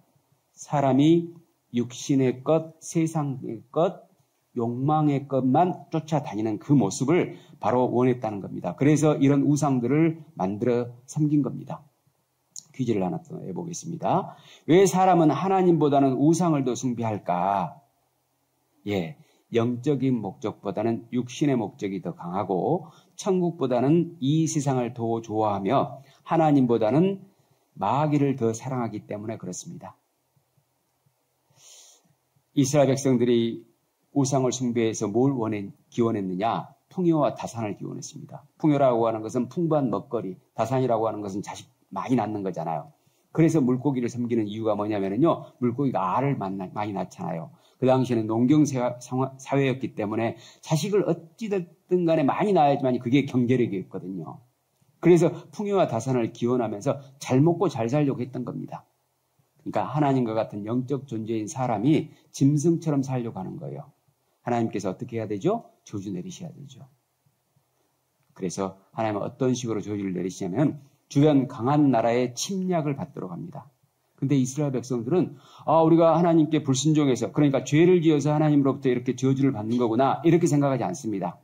우리가 왕이 없어가지고 힘이 없으니까 이방 나라로부터 우리가 공격을 받는 거구나. 그래서 하나님께 왕을 요구합니다. 우리도 왕 세워주세요. 그들은 자신들의 죄 때문인 것을 모르고 저주가 바로 왕 없는 탓으로 합리화해버렸습니다. 하나님께서 온유하게 그 소원도 들어주십니다. 그래서 이스라엘의 초대 왕으로 사울 왕을 세워주십니다. 그때가 BC 1050년이었습니다. 사울 왕은 40년간 다스렸는데 처음엔 하나님께 겸손하고 순종했었습니다. 나중에 그런데 교만해져서 불순종하게 되거든요. 그래서 사울을 폐위하고 하나님께서 다윗을 왕으로 세우십니다. 그때가 BC 1010년입니다. 이건 역사책에 나오는 내용입니다. 물론 성경책에도 나오고요. 다윗은 한때 죄를 짓기도 했지만은 간절하고 겸손한 마음으로 회복하게 됩니다. 그래서 다윗이 이스라엘에서 가장 위대한 왕으로 섬김을 받을 수 있는 이유가 뭐냐면은 완전한 왕이었기 때문이 아니었고요. 잘못했을 때 하나님께 바로 회개를 했거든요. 여기에서 우리가 하나 힌트를 얻을 수 있죠. 우리는 다 잘못하고 살잖아요. 그럼 우리도 어떻게 해야 되죠? 회개를 하라는 겁니다. 하나님께 잘못을 용서해달라고 빌을 하는 겁니다. 그러면은 훌륭하게 될 수 있다는 겁니다. 그 다음에 다윗 왕 이후에 다윗의 아들인 솔로몬이 왕이 됐습니다. 솔로몬은 처음엔 순종했는데 나중에 불순종하게 되거든요. 왜? 부인을 1000명이나 뒀거든요. 그러니까 이름도 잘 몰라. 그런데 그 부인들이 우상을 숭배하니까 솔로몬도 따라 섬기기 시작하는 거거든요. 여자는 남자하기 나름이라는 말이 있지 않습니까? 남자는 여자하기 나름이라는 말이 있지 않습니까? 이 솔로몬이 여자들의 등살에 하나님을 버리고 우상을 숭배하게 돼버리거든요. 그러자 하나님께서 솔로몬 사후에 BC 930년에 남유다와 북이스라엘로 나라를 쪼개버립니다. 우리도 남북한으로 분리되어 있지 않습니까? 그것처럼. 분열된 이후에도 이스라엘 민족은 계속해서 정신을 못 차리고 죄를 짓는데요. 그래서 북이스라엘은 19명의 왕이 있었는데 그중에 선한 왕이 단 한 명도 안 나옵니다. 그래서 BC 722년 아시리아의 공격을 받아서 백성들을 포로로 잡아가 버립니다. 그리고 그 다음에 이걸 본 남유다는 정신 차렸어야 되는데 20명의 왕 중 악한 왕이 12명이 나오거든요. 바벨론이 공격해 옵니다. BC 606년 바벨론 포로로 잡아가게 됩니다. 이게 바로 하나님의 클라스입니다. 사람이 불순종하면 죄를 지으면은 나라를 들어서 나라를 없애버립니다. 우리는 뭐 어디 부러지고 다치고 돈 잃고 이렇게 해서 하나님으로부터 뭐 저주를 받고 징계를 받고 이렇다고 생각하지 않습니까? 하나님의 클라스는 그런 정도가 아닙니다. 나라를 통해서 나라를 역사해버립니다. 이 이후에도 하나님께서는 분열된 이후에도 쫓겨간 이후에도 계속해서 선지자들을 보내가지고 하나님의 약속을 상기시키는 것이죠. 야야야야 너희들 말이야 다른 것 없다. 분명히 그랬지 않냐. 순종하면 복을 받을 것이고 불순종하면 저주를 내리겠다고 했을 때 너희들이 하나님 좋습니다. 우리가 그렇게 할 테니까 복 주세요. 했잖아. 그런데 안 듣는 거예요. 우리가 무슨 잘못을 했다고 그래요? 선지자들에게. 그러면서 반성하라고 하는데도 개무시하고 선지자들을 죽이기까지 하는 거죠. 그러자 이후에도 계속해서 하나님께서는 제국들의 고통스러운 압제를 받도록 하는데 바벨론 다음에 페르시아 제국에 의해서 그리고 헬라 제국에 의해서 그리스입니다. 그리고 로마 제국에 의해서 압제를 받도록 합니다. 나라가 없이 사람들이 고통을 받게 되는 것이죠. 이스라엘 백성은 참 간사했습니다. 죽겠으니까 이제 하나님께 도와달라고 기도를 하는 겁니다. 구약 성경에 예언된 메시아를 보내달라고 하나님께 기도를 하거든요. 그 메시아가 히브리 말로 구세주라는 뜻이거든요. 구원자라는 뜻이거든요. 구원자가 아까 누구였죠? 예수님이잖아요. 로마 시대에 하나님께서 드디어 메시아, 구원자, 예수님을 보내줍니다. 예수님께서 오셔가지고 그들을 막 윽박지르고 혼내는 것이 아니고요. 아주 온유한 모습으로 죽은 사람 살려내고 병자는 병을 치료시켜주고 앉은 병에는 일어서게 하고 귀신 들린 사람은 귀신을 쫓아내주기도 합니다. 그리고 무리를 걷기도 하고 그 다음에 물고기 2마리에 떡 5개로 5,000명을 먹이기도 하고 아주 기적을 많이 행하십니다. 그걸 보고 이스라엘 백성들이 구름대처럼 몰려들기 시작합니다. 야, 이 예수님을 왕 삼으면은 로마 박살내고 우리가 지배하겠구나. 우리 드디어 하나님으로부터 메시아를 얻었구나. 이렇게 했는데 예수님께서는 왕이 되려고 하지 않고요. 이런 얘기를 하십니다. 첫날 말씀을 드린 대로 수고하고 무거운 짐진 자들아 다 내게로 오라. 내가 너희를 쉬게 하리라. 뭐해서? 죄짐을 벗겨서 쉬게 해준다는. 그래서 바로 죄를 해결할 수 있는 근본적인 해결책을 제시하기 시작합니다. 그게 뭐였을까요? 죄를 해결할 수 있는 방법? 회개하라고 합니다. 예수님은 회개하라고 계속 얘기해 줍니다. 그런데 이스라엘 백성들은 다 필요 없습니다. 우리는 로마 압제나 벗어나게 해주세요. 라면서 예수님을 대적해버립니다. 마음에 안 드니까. 그리고 종교 지도자들이 앞장서가지고 백성들을 선동해가지고 예수님을 로마의 반역자로 누명을 씌워서 죽이러 갑니다. 이런 이스라엘 민족에게 예수님께서 한탄하시면서 이렇게 말씀하십니다. 에루살렘아 에루살렘아 선지자들을 죽이고 내게 파송된 자들을 돌로 치는 자여 암탉이 그 새끼를 날개하려 모음같이 내가 내 자녀를 모으려 한 일이 몇 번이냐 그러나 너희가 원치 아니하였도다. 예수님 계속해서 보호해 주려고 어떻게 쓰든지 살려주려고 하는데 원치 않았다는 겁니다. 암탉의 특징이 그거잖아요. 평소에는 순하잖아요. 웬만하면 도망가지 않습니까? 그런데 병아리 지킬 때에는 그 순둥이가 목숨 걸어버려요. 예수님은 온전하신 온유하신 분인데 바로 이스라엘 백성들을 지키기 위해서 정말 암탉을 모으려 한 그 말씀, 예수님의 마음을 보여준 겁니다. 그런데 이 예수님께서 그 방법이 뭐냐면 이스라엘 백성들을 회개시켜서 심판으로부터 지켜주고자 했는데 이스라엘 백성들은 예수님을 누명씌워서 로마의 반역자로 누명시켜서 십자가에 못 박아 죽게 하려고 하는 겁니다. 이 당시에 유대 총독이었던 본디오 빌라도가 있었습니다. 이 사람이 예수님을 그냥 죽일 수는 없으니까 법이 있는 거니까 예수님 뒷조사를 CIA를 지켜서 아마 했던 것 같습니다. 아니 보니까 예수님에게 죄가 없는 거예요. 보통 분이 또 아닌 겁니다. 기적을 행하시는 분이니까 그래서 안 죽이려고 합니다. 놓아주려고 공리를 하는데 방법을 찾아냅니다. 6월절이 되면 이스라엘의 명절입니다. 6월절이 되면은 한 죄수를 이스라엘 백성들이 원하면 놓아주는 전례가 있었거든요. 그래서 예수님하고 살인 강도 바라바하고 둘을 놓고 누구를 놓아주면 좋겠느냐. 설마 이들이 바라바 강도 놓아달라고 할까 했는데 그 설마가 예수님을 십자가에 못 박도록 하는 것이죠. 종교 지도자들은 이스라엘 백성들과 함께 합세해가지고 예수님을 십자가에 못 박으라고 계속해서 데모를 하고 있는 겁니다. 소리를 지르는 것이죠. 그 데모를 두려워한 빌라도가 대화를 딱 가져오도록 해가지고 손을 딱 씻으면서 나는 이 예수님을 죽인 죄에 대한 죄가 없다.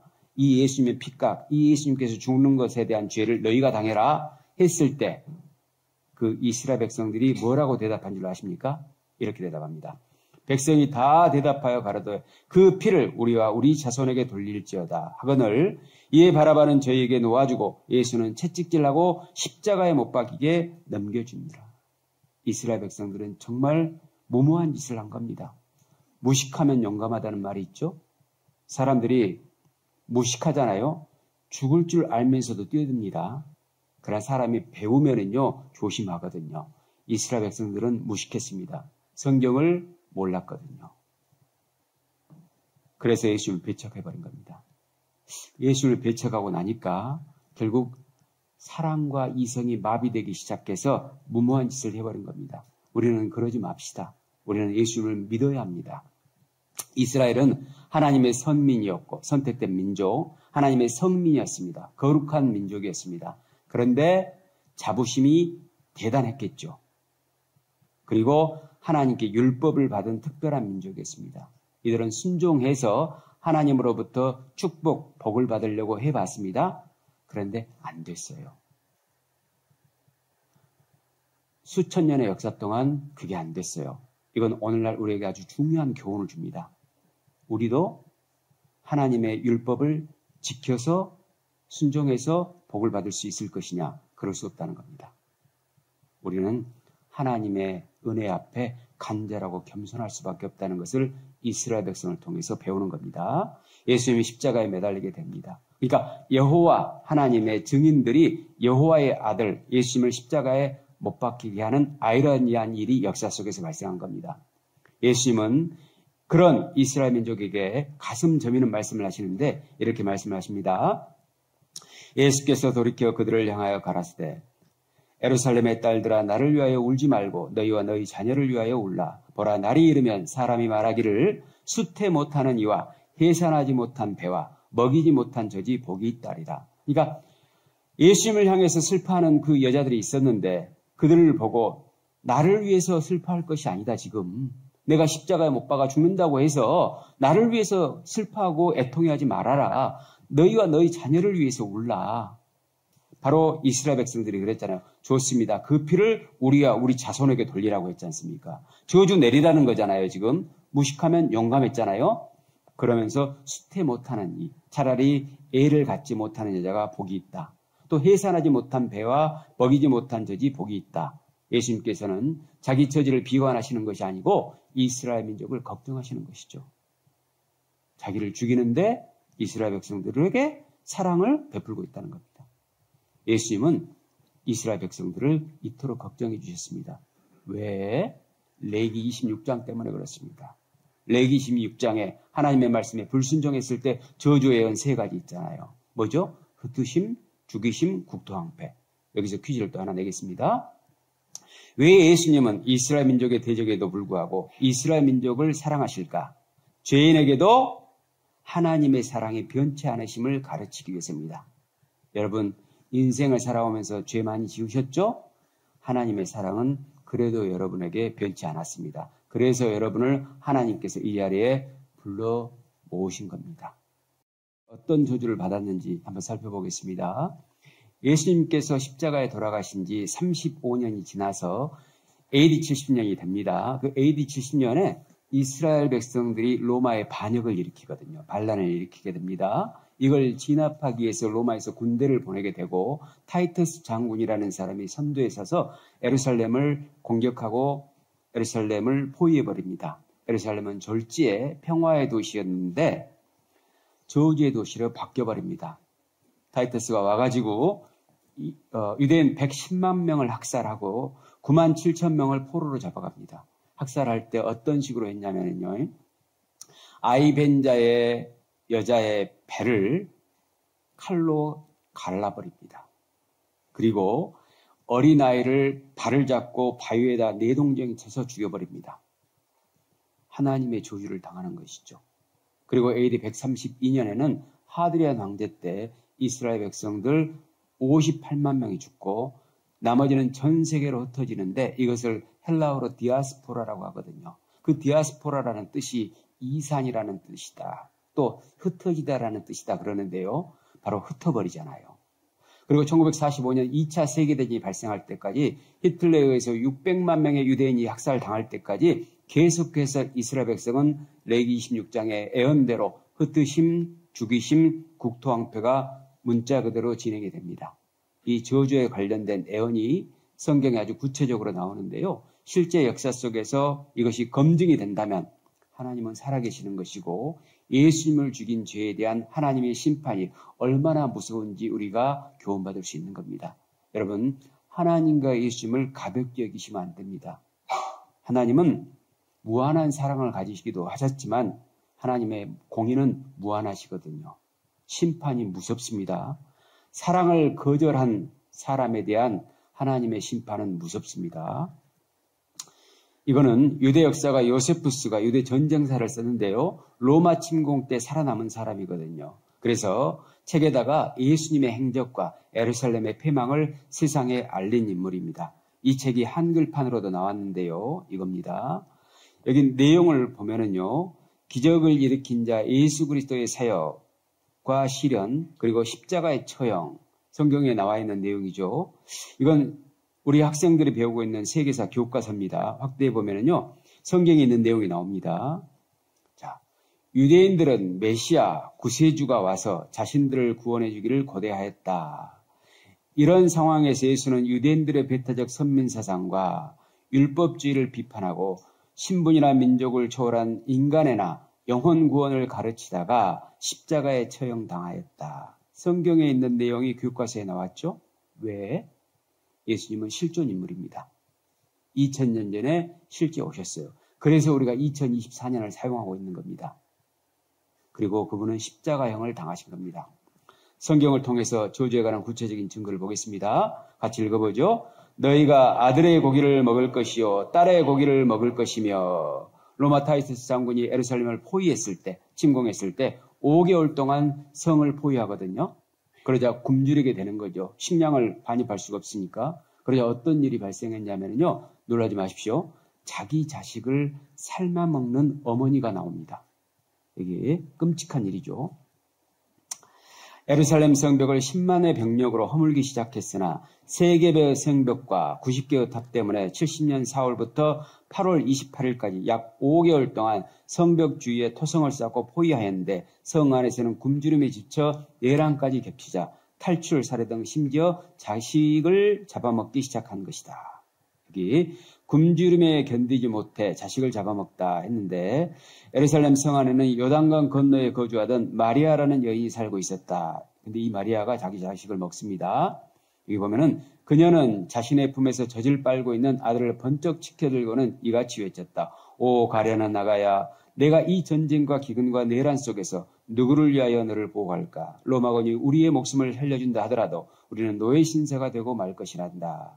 아니 그보다는 노예가 되기도 전에 기근으로 죽을지도 모른단다. 그러나 어떤 면에서는 강도들이 로마 군대입니다. 이 둘보다 더 무섭단다. 이리 와라. 내가 오늘 나의 음식이 되려무나. 그러니 우리 유대인들에게 온갖 재난을 퍼붓기를 원하는 강도들과 온 세계 사람들에게 우리의 분노를 보이고 우리도 보라는 겁니다. 하직 인사를 하는 게 어떻겠느냐. 마리아는 이같이 말을 마치고 즉시 아들을 죽였다. 그녀는 죽은 아들을 구운 후에 반은 먹고 나머지 반은 몰래 감춰 놓았다. 성경 예언 그대로 이루어진 겁니다. 이건 로마에 있는 타이터스 개서문입니다. 예루살렘을 침공해서 물건을 노략하고 와서 그 물건 값으로 이 타이터스 개서문을 만든 거죠. 그 안에를 보면은 예루살렘 성전에서 갖고 온 기명들이 이렇게 기구들이 다 그려져 있는 겁니다. 이것은 콜로세움이라고 세계 7대 불가사의 중 하나잖아요. 보신 적 있죠? 이 비용이 어디서 나왔냐? 예루살렘 침공을 통해서 확보된 돈으로 한 겁니다. 건축한 겁니다. 또 여호와께서 너희를 열국 중에 흩으실 것이요 여호와께서 너희를 쫓아보내실 그 열국 중에 너희 남은 수가 많지 못할 것이며 예루살렘이 로마에 의해서 함락된 이후에 이스라엘 국토는 황폐되거든요. 유대인들은 그리고 이스라엘 땅에서 쫓겨나서 가는 곳마다 죽임을 당하게 됩니다. 그 열국 중에서 내가 평안함을 얻지 못하며 내 발바닥을 쉴 곳도 얻지 못하고 오직 여호와께서 거기서 너의 마음으로 떨고 눈으로 새하고 정신으로 산란케 하시리니 내 생명이 의심나는 곳에 달린 것 같아서 주야로 두려워하며 내 생명을 확신할 수 없을 것이라. 내 마음의 두려움과 눈에 보는 것으로 인하여 아침에는 이르기를 아하 저녁이 되었으면 좋겠다 할 것이요 저녁에는 이르기를 아하 아침이 되었으면 좋겠다 하리라. 얼마나 힘들었으면 빨리 시가나 가라 그러겠습니까? 이것은 2차 대전 당시 히틀러에서 학살당할 때 그 장소인데요. 이 폴란드 아우슈비츠 수용소였습니다. 이 수용소 안에다가 유대인들을 어른 아이 할 것 없이 다 가둡니다. 이렇게 무자비하게 가둡니다. 그리고 수용을 하는데 가축 축사에서 수용을 하는 거죠. 짐승 취급을 했던 겁니다. 왜? 하나님을 대적했으니까. 우상을 섬겼으니까. 사람을 짐승처럼 생각했으니까. 육신의 것만 원했으니까. 그리고 탈출하지 못하도록 고압전류를 놓고 고압전류에 감전되면 죽도록 했습니다. 목매달아 죽이기도 하고요. 또 내가 너를 향하여 투기를 바라리니 그들이 분노로 내게 행하여 내 코아귀를 깎아버리고 남은 자를 칼로 엎드러뜨리며 내 자녀를 빼앗고 그 남은 자를 불에 사르며 코귀를 깎고 칼로 엎드러뜨린다고 했고 자녀를 빼앗고 남은 자는 불사른다고 했죠? 이대로 됩니다. 엎드려서 산채로 독일 의사가 가슴을 해부하고 있는 생체 실험 장면입니다. 산채로. 그 다음에 생체 실험 현장인데요. 산 사람 두개골을 잘라내고 싱싱한 거를 꺼내서 인체 생체 의학 실험을 자행하고 있다고 했습니다. 그리고 여자들의 가슴도 아무렇게나 절개하고 아무렇게나 꾸며냈습니다. 그리고 여자들의 허벅지도 마찬가지고요. 여기 보면은 유대인 처녀들의 다리나 허벅지를 산채 째서 각종 의학 실험을 행한 후에 다시 아무렇게나 깨매놓은 모습입니다. 그리고 사람의 얼굴을 박제하기도 하고. 유대인 40만 명 실험용으로 살해했다고 했습니다. 그래서 독일 의학이 세계 최고가 된 겁니다. 우리나라 의대 학생들도 독일 의학서적 원서를 보고 있지 않습니까? 남은 자를 불사른다고 했는데 사람을 불사릅니다. 그리고 그때 썩은 냄새가 향을 대신하고 노끈이 띠를 대신하고 대머리가 숱한 머리털을 대신하고 머리를 깎아버립니다. 굵은 베옷이 화려한 옷을 대신하고 그러니까 자기 옷을 입지 못하고 죄수복을 입힙니다. 자자한 흔적, 자자 흔적이라고 하는 것은 상처를 얘기하는 겁니다. 흔적이 고운 얼굴을 대신할 것이며 너희 장정은 칼에 너희 용사는 전란에 망할 것이라. 전란이라는 말은 전쟁 난리통이거든요. 이스라엘 백성들은 지금 2700년 전, 지금부터 2700년 전에 나라의 주권을 잃었습니다. 그리고 지금부터 2000년 전에 전 세계로 흩어졌기 때문에 국토도 잃어버렸습니다. 민족도 사라져버렸습니다. 그런데 전란, 전쟁에 죽을 거라는 겁니다.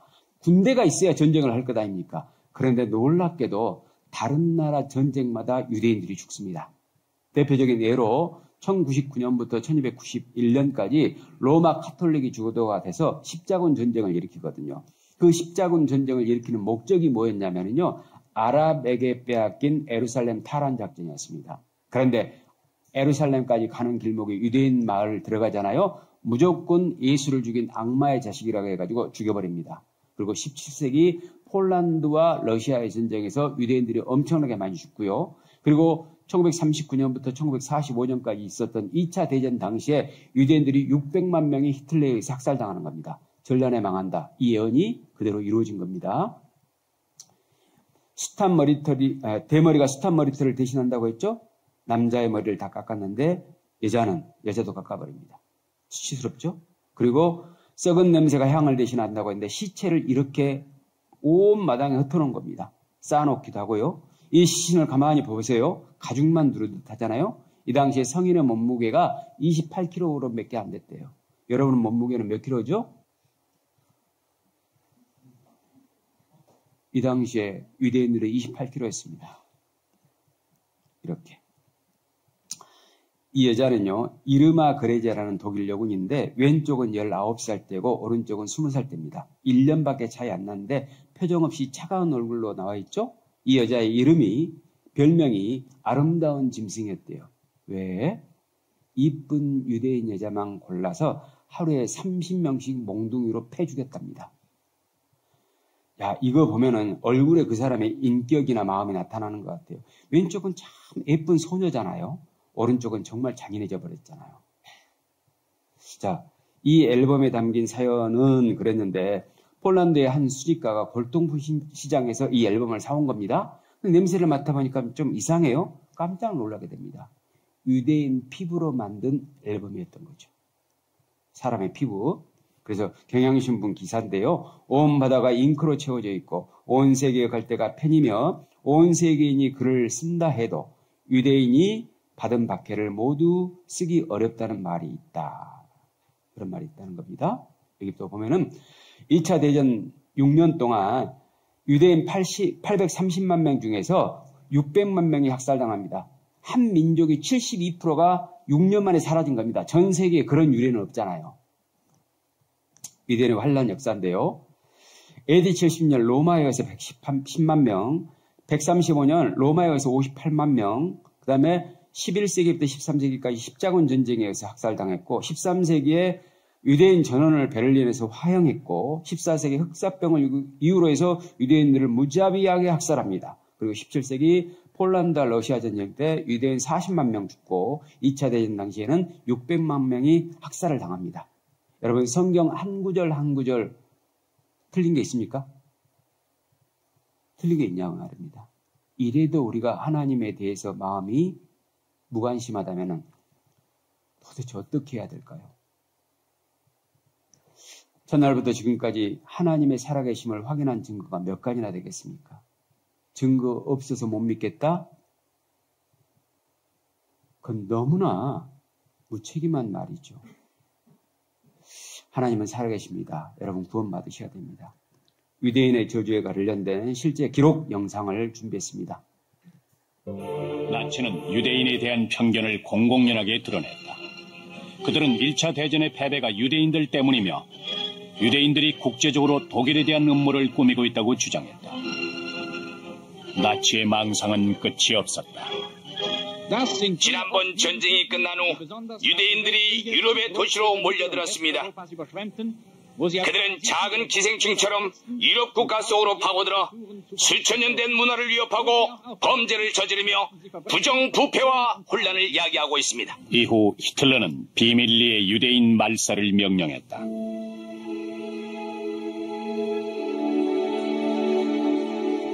(1942년 1월) 로즈 게토에서 이송될 유대인들이 처음으로 선정됐다.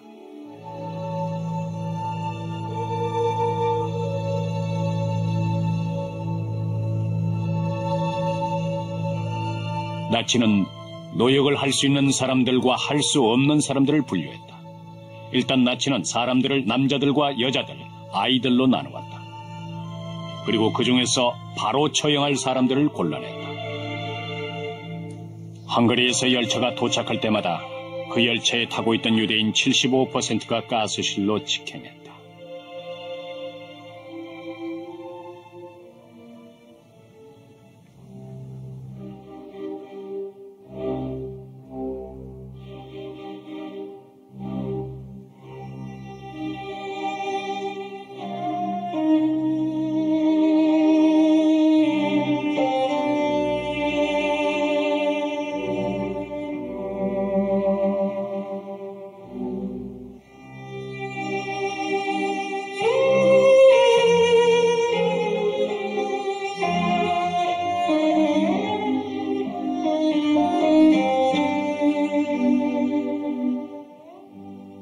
그곳에 들어가면 사람들이 비명을 질렀습니다.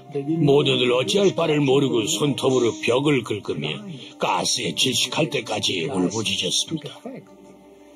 지금도 눈을 감으면 그 모습이 떠오릅니다. 아이를 품에 안고 서 있던 어머니들의 마지막 모습이.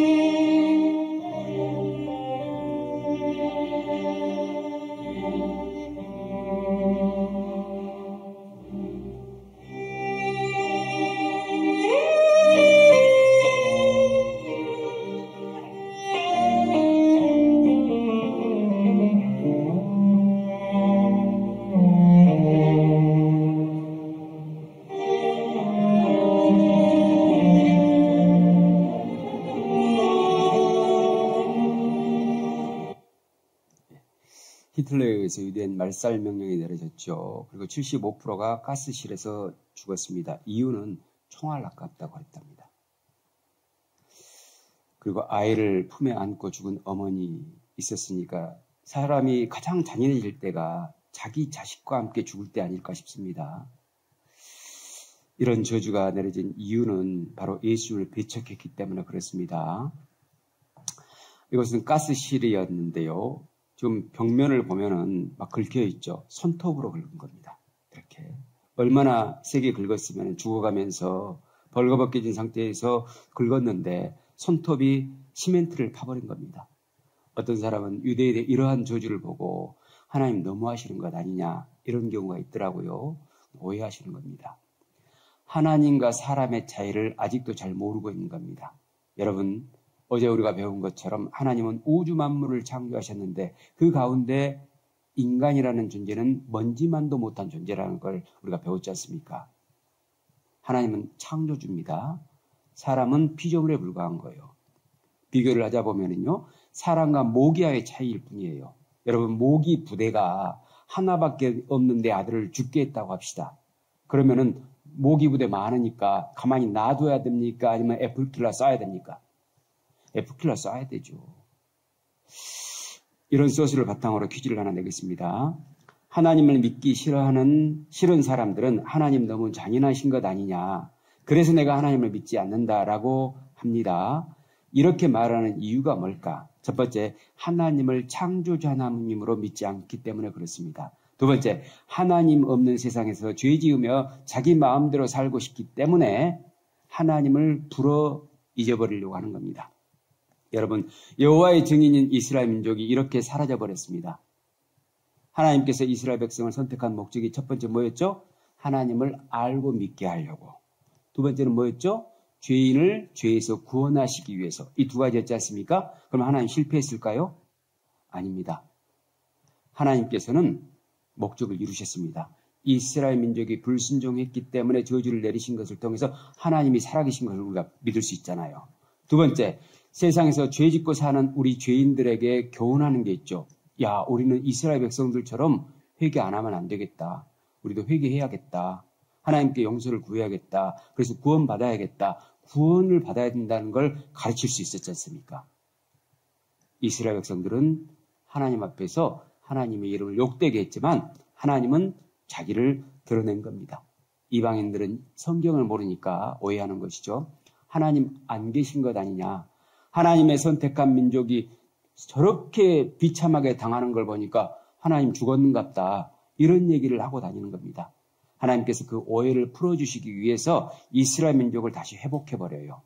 여러분, 이스라엘 민족을 압제했던 이집트, 아시리아, 바벨론, 페르시아, 그리스, 로마, 하나도 회복 못했습니다. 이스라엘 멸망시켰잖아요. 근데 그 나라들은 하나도 회복하지 못했지만은 이스라엘은 달랐습니다. 오늘의 세 번째 주제, 이스라엘의 회복입니다. 놀라운 일이 있는데요. 불순종의 세 가지 저주 예언하시죠. 흩으심, 죽이심, 국토황폐, 이 세 가지 있죠. 이것과 정반대로 회복을 해버리십니다. 기가 막힙니다. 보십시오. 이스라엘로 다시 흩었는데 돌아가게 하십니다. 그리고 국토를 황폐하게 했는데 옥토로 만들어버립니다. 그리고 죽였는데 강대국이 되게 하셔요. 반대로 해버립니다. 그래서 전에는 내가 그들로 사로잡혀 열국에 이르게 하였거니와 후에는 내가 그들을 모아 고토로 돌아오게 하고 한 사람도 이방에 남기지 아니하리니 그들이 나를 여호와 자기들의 하나님인 줄 아리라. 고토라는 말은 고향 땅.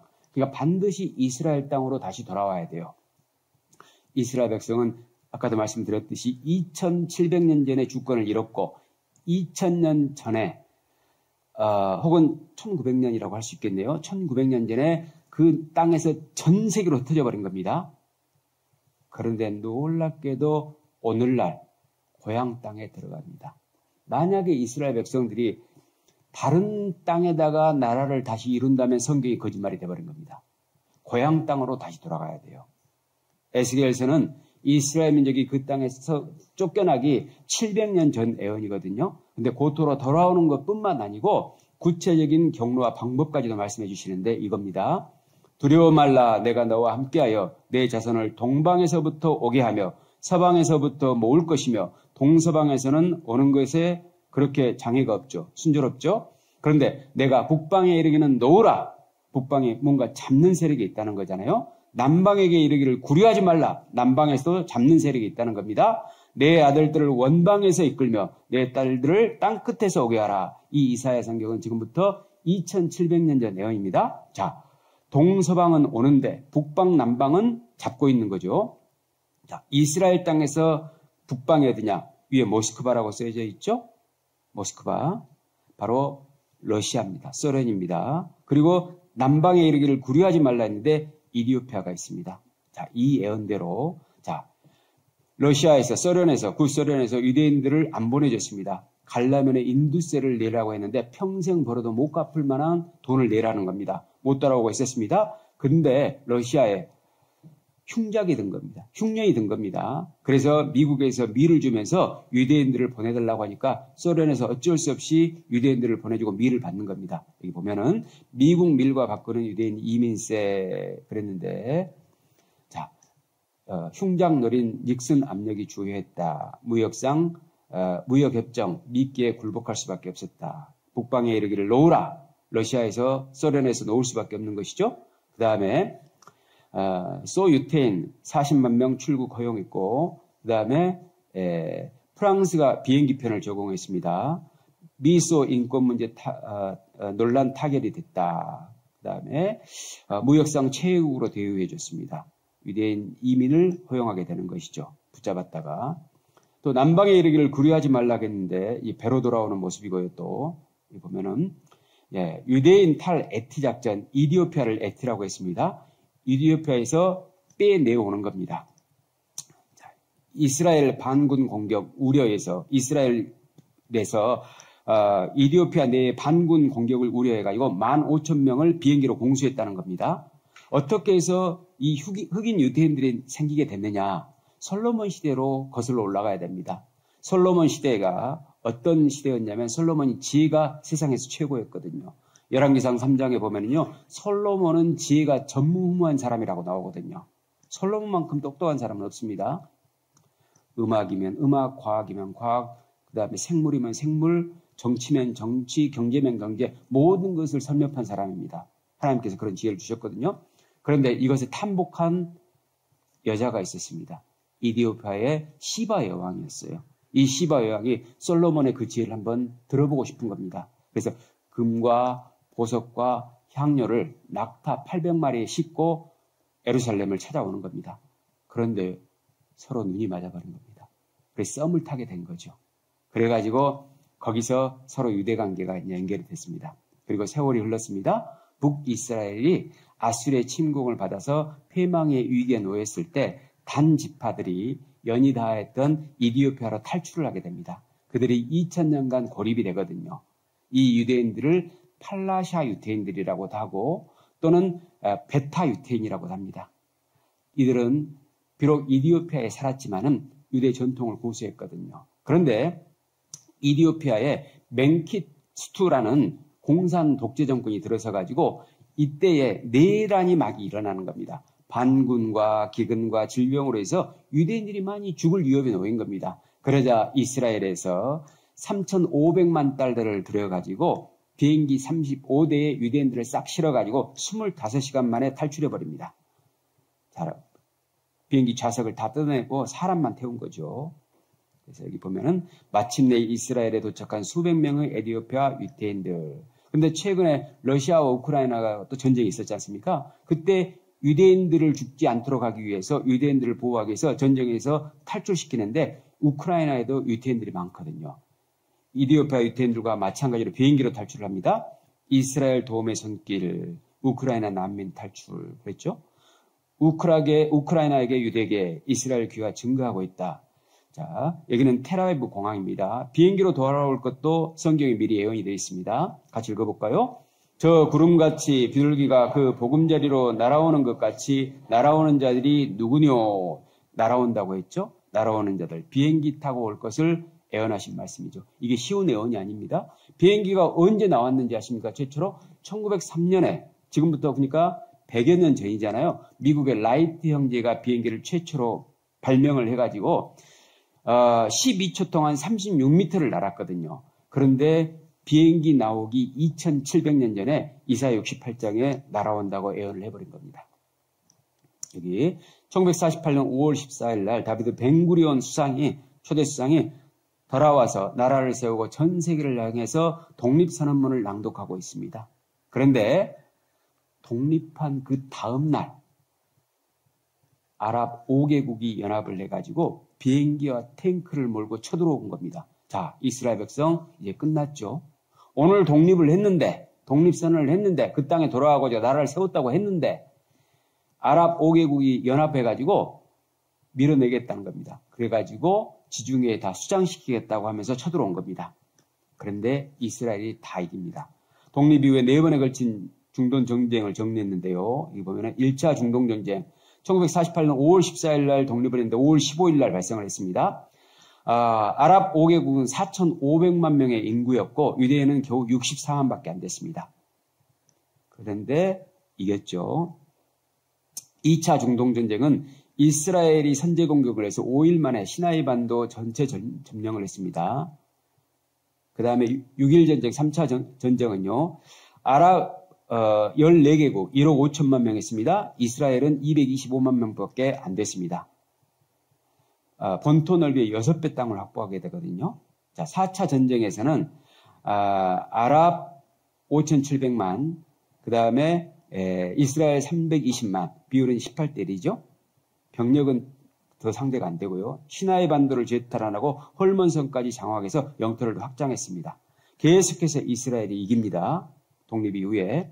왜냐하면 하나님께서 회복하신다고 약속을 하셨으니까 다시는 이스라엘이 이제 안 망합니다. 자, 여기 보면은 지금 하얀색은 이스라엘 땅이고 녹색은 팔레스타인 땅이거든요. 1946년에는 팔레스타인이 훨씬 더 많죠. 47년에는 점점 팔레스타인이 줄어들죠. 67년에는 이스라엘이 훨씬 많고 오늘날에는 이스라엘이 거의 차지하고 있는 겁니다.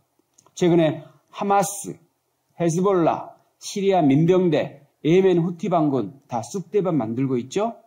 이스라엘은 절대 안 집니다. 전 세계에서 유엔에서 미국에서 민간이 죽는다고 고만하라고 난리를 했죠. 이스라엘 신경 쓰던가요? 전혀 신경 안 씁니다.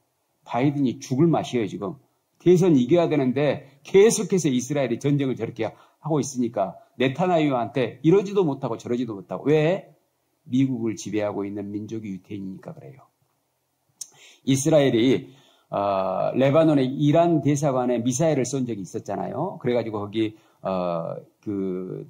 이란 지도자들 많이 죽였지 않습니까? 그때 이란이 200개의 드론과 미사일로 이스라엘 본토를 향해서 쐈습니다. 그때 아이언돔이라고 하는 걸로 다 막아버리잖아요.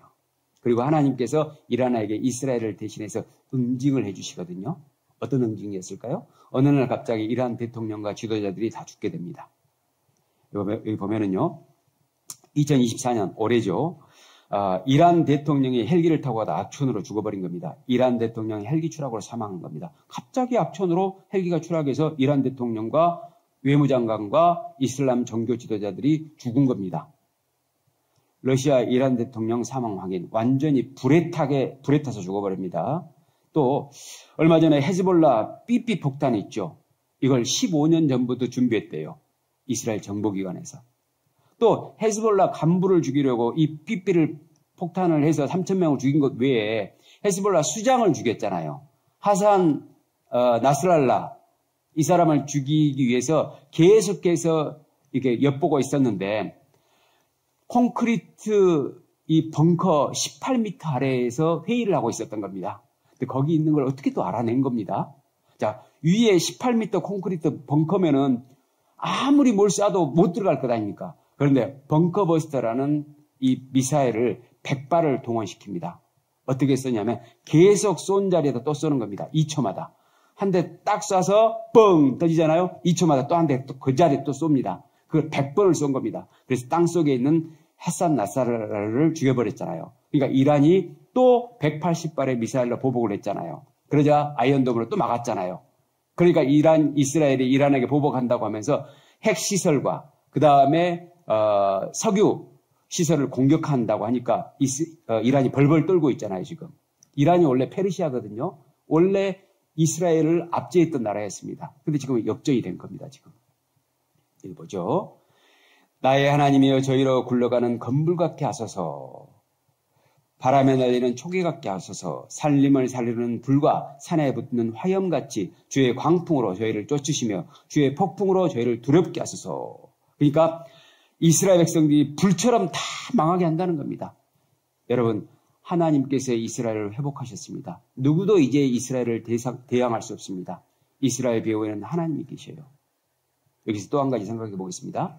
이스라엘 백성들이 돌아왔잖아요. 돌아오긴 왔는데 황폐한 땅에 돌아온다고 해서 살만하진 않을 것 아닙니까? 그래서 하나님께서 사막을 옥토로 만들게 하십니다. 그리고 돌아와서 심을 나무까지도 말씀해 주시는데 2700년 전 내용입니다. 내가 자산이라고 하는 것은 이 자색의 산, 아주 황무지를 얘기하는 겁니다. 강을 열며 골짜기 가운데 샘이 나게 하며 광야 아래 못이 되게 하며 마른 땅으로 샘 근원이 되게 할 것이며 내가 광야에는 백향목과 시띠나무와 화석류와 들감람나무를 심고 사막에는 잣나무와 소나무와 황양목을 함께 두리니 무리가 그것을 보고 여호와의 손이 지은 바요 이스라엘의 거룩한 자가 창조한 바인 줄 알며 헤아리며 깨달으리라. 하나님께서 그렇게 하시겠다는 겁니다. 원래 이런 산이었습니다. 그런데 이런 땅을 옥토로 만든다는 겁니다. 아무도 믿지 않았습니다. 사람은 안 믿어도 하나님은 그 말씀을 그대로 이루시는 법이죠. 그래서 유대인들이 돌아와서 한 뼘 한 뼘씩 개간을 하는데 국토 60%를 옥토로 만들어버립니다. 이런 수로를 심고요. 이렇게 스프링쿨러를 통해서 황무지일과 적과꿀의 땅으로 만들었다고 했습니다. 이렇게 옥토로 만들어버렸습니다. 이스라엘에서 나오는 꽃입니다. 이렇게 많이 바뀌었죠, 지금은.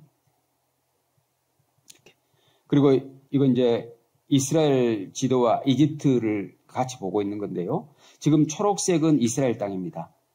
그리고 이 회색 계통은 이집트 땅, 오른쪽은 지금 요르단 그쪽이고, 근데 위성 사진으로 보면은 주변국과 확연한 차이를 느낄 수 있잖아요. 바로 이곳이 이스라엘 땅이거든요.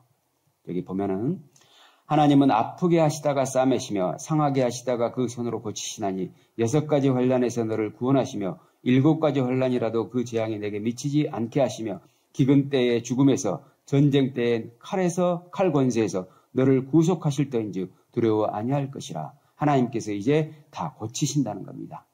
그토록 끊임없이 죄짓고 하나님을 대적한 이스라엘을 하나님께서 회복하신 겁니다. 왜? 이스라엘 민족이 이뻐서? 아닙니다. 하나님의 이름을 위해서입니다. 같이 읽어볼까요? 주 여호와의 말씀에 이스라엘 족속아 내가 이렇게 행함은 너희를 위함이 아니요 너희가 들어간 그 열국에서 더럽힌 나의 거룩한 이름을 위함이라. 자, 이 말씀은 지금부터 2600년 전 애언이고요. 이 애언이 오늘날 우리 시대에 정확히 이루어졌다는 걸 알 수가 있는데요. 이스라엘 백성들이 자, 지금이 이제 2024년이지 않습니까? 이스라엘 백성들이 쫓겨난 건 AD 70년에 타이터스 장군에 의해서 예루살렘에 함락됐고 AD 132년에 로마 하드리온 황제 때 완전히 이산이 된 거거든요. 그런데 방금 에스겔서는 2600년 전 BC 600년에 기록된 성경입니다. 그러니까 이때에 아직 그 땅에 그 민족이 살고 있었습니다. 근데 이때 쫓겨날 것과 그 다음에 이스라엘 백성들이 1948년 5월 14일 날 독립을 했으니까 돌아와 나라 세울 것까지 지금 예언하고 있는 겁니다. 다시 한번 말씀드릴까요? 이때에 쫓겨날 것, 아직 그 땅에 살고 있는데 쫓겨날 것, 그리고 돌아와 나라 세울 것을 예언하고 있다는 겁니다. 그래서 하나님의 말씀은 역사책이면서 예언서입니다. 자, 그런데 이스라엘 백성들이 이렇게 돌아오게 된 이유는 이스라엘 백성이 잘해서가 아니고 누구 이름을 회복하기 위해서라고 했죠? 하나님의 이름을 회복하기 위해서. 그래서 여기서 퀴즈를 또 하나 낼 텐데요. 방금 우리가 읽은 성경, 나의 거룩한 이름을 위함이라. 이 성경을 생각하면서 답을 맞춰보시기 바랍니다. 왜 하나님은 이스라엘 민족을 망하게 두지 않고 다시 회복하실까? 자, 첫 번째는요. 하나님의 이름을 회복하시기 위해서입니다. 이거는 우리에게도 아주 중요한 교훈인데요. 이스라엘 민족의 범죄에도 불구하고 다시 회복하시는 것은 이스라엘로 인해서 더럽혀진 하나님의 이름을 다시 회복하기 위해서입니다. 이거는 또 죄인을 구원하실 것을 가르치기 위해서입니다. 우리의 범죄에도 불구하고 우리를 구원하신 것도 마찬가지입니다. 여러분이 착하기 때문에 하나님께서 구원하시는 게 아닙니다.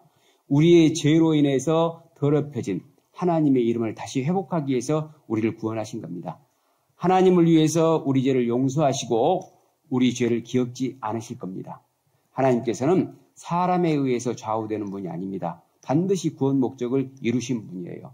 우리는 한없는 하나님의 긍휼과 자비에 은혜 앞에 간절하고 겸손해져야 됩니다. 자, 그리고 이스라엘이 말씀대로 돌아오긴 왔는데 후진국이라면은 혹시 우연이라고 생각하는 사람이 있을 수도 있잖아요. 그런데 1900년 만에 이스라엘 민족이 이스라엘 땅에 돌아가서 이스라엘 나라를 세우게 된다는 겁니다. 1900년 만에. 그리고 불과 나라 세운 지 50년 만에 세계 최강대국이 돼버린다면 이건 기적이죠. 사람 힘이 아니잖아요. 어떻게 2000년간 나라 없이 살다가 돌아와가지고 50년 만에 세계를 지배할 수가 있습니까? 안 놀라시네. 이건 성경대로 하나님께서 하신 일이라고 믿을 수밖에 없는 겁니다. 우연일 거야. 그러게 억지를 부린다면 뭐라고요? 바보입니다. 바보. 세계 최강대국이 될 걸 이미 2700년 전에 예언해 주십니다. 같이 읽어볼까요? 그 작은 자가 천을 이루겠고 그 약한 자가 강국을 이룰 것이라. 때가 되면 나 여호와가 속히 이루리라. 자, 강국이 될 것이다. 때가 되면 하나님께서 속히 이루겠다. 어떻게 하면 강대국이 될까요? 총일까요? 돈일까요? 어떻게 생각하세요? 강대국이 되려면, 세계를 지배하는 강대국이 되려면 총일까요? 돈일까요? 돈이죠, 돈. 그래서 같이 읽어보죠. 내 하나님 여호와를 기억하라. 그가 내게 재물 얻을 능을 주셨습니다. 세계에서 돈 되는 건 다 유대인들이 장악하고 있습니다. 이거 보죠. 세계의 금값 5사람이 좌우한다고 했죠. 자, 로스차일드 은행의 작은 방에서 결정된 값은 바로 세계의 금값이 되고 거래 10분 만에 끝나버립니다. 영역의 다이아몬드도 마찬가지입니다. 유대인상이 88%를 독점하고 있는 겁니다. 식량도 마찬가지인데요. 검은 곡물 왕국 5대 메이저 그랬죠. 카길, 컨티넨탈, 드레피스, 붕괴, 앙드레 곡물 회사들입니다. 거의 유대계의 친족 비밀제다. 정부 외에도 깊은 뿌리를 내리고 있다고 했죠. 자, 2000년 고난 딛고 중동의 부국으로 발전했다고 하는 겁니다. 영상으로 한번 보겠습니다. 금융은 이처럼 경제의 생명줄이라고 할 수 있는데 이 금융업계는 세계적으로 유대인들이 확실하게 장악하고 있다고 해도 과언이 아닙니다. 세계 금융을 쥐락펴락하는 미국 금융계에도 유대인들이 꽉 잡고 있는데요. 월스트리트는 물론 정부의 금융 라인도 유대인 일색입니다. 미국의 금융과 재정 정책을 책임지는 재무부 장관은 지난 2006년 헨리 폴슨이 맡은 이후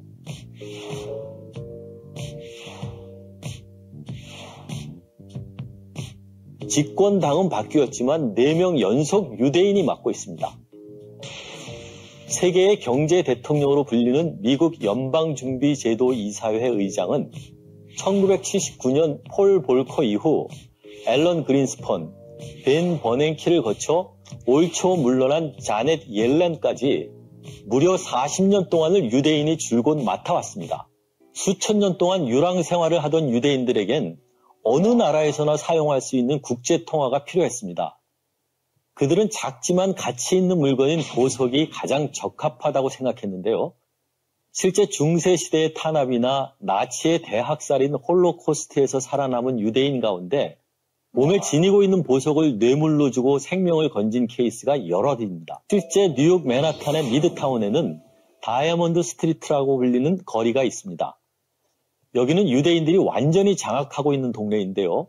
이 블록 안에 2,600여 개의 다이아몬드 상점에서 거래되는 다이아몬드가 우리 돈으로 연간 30 내지 40조 원으로 전 세계 거래량의 절반 정도 됩니다.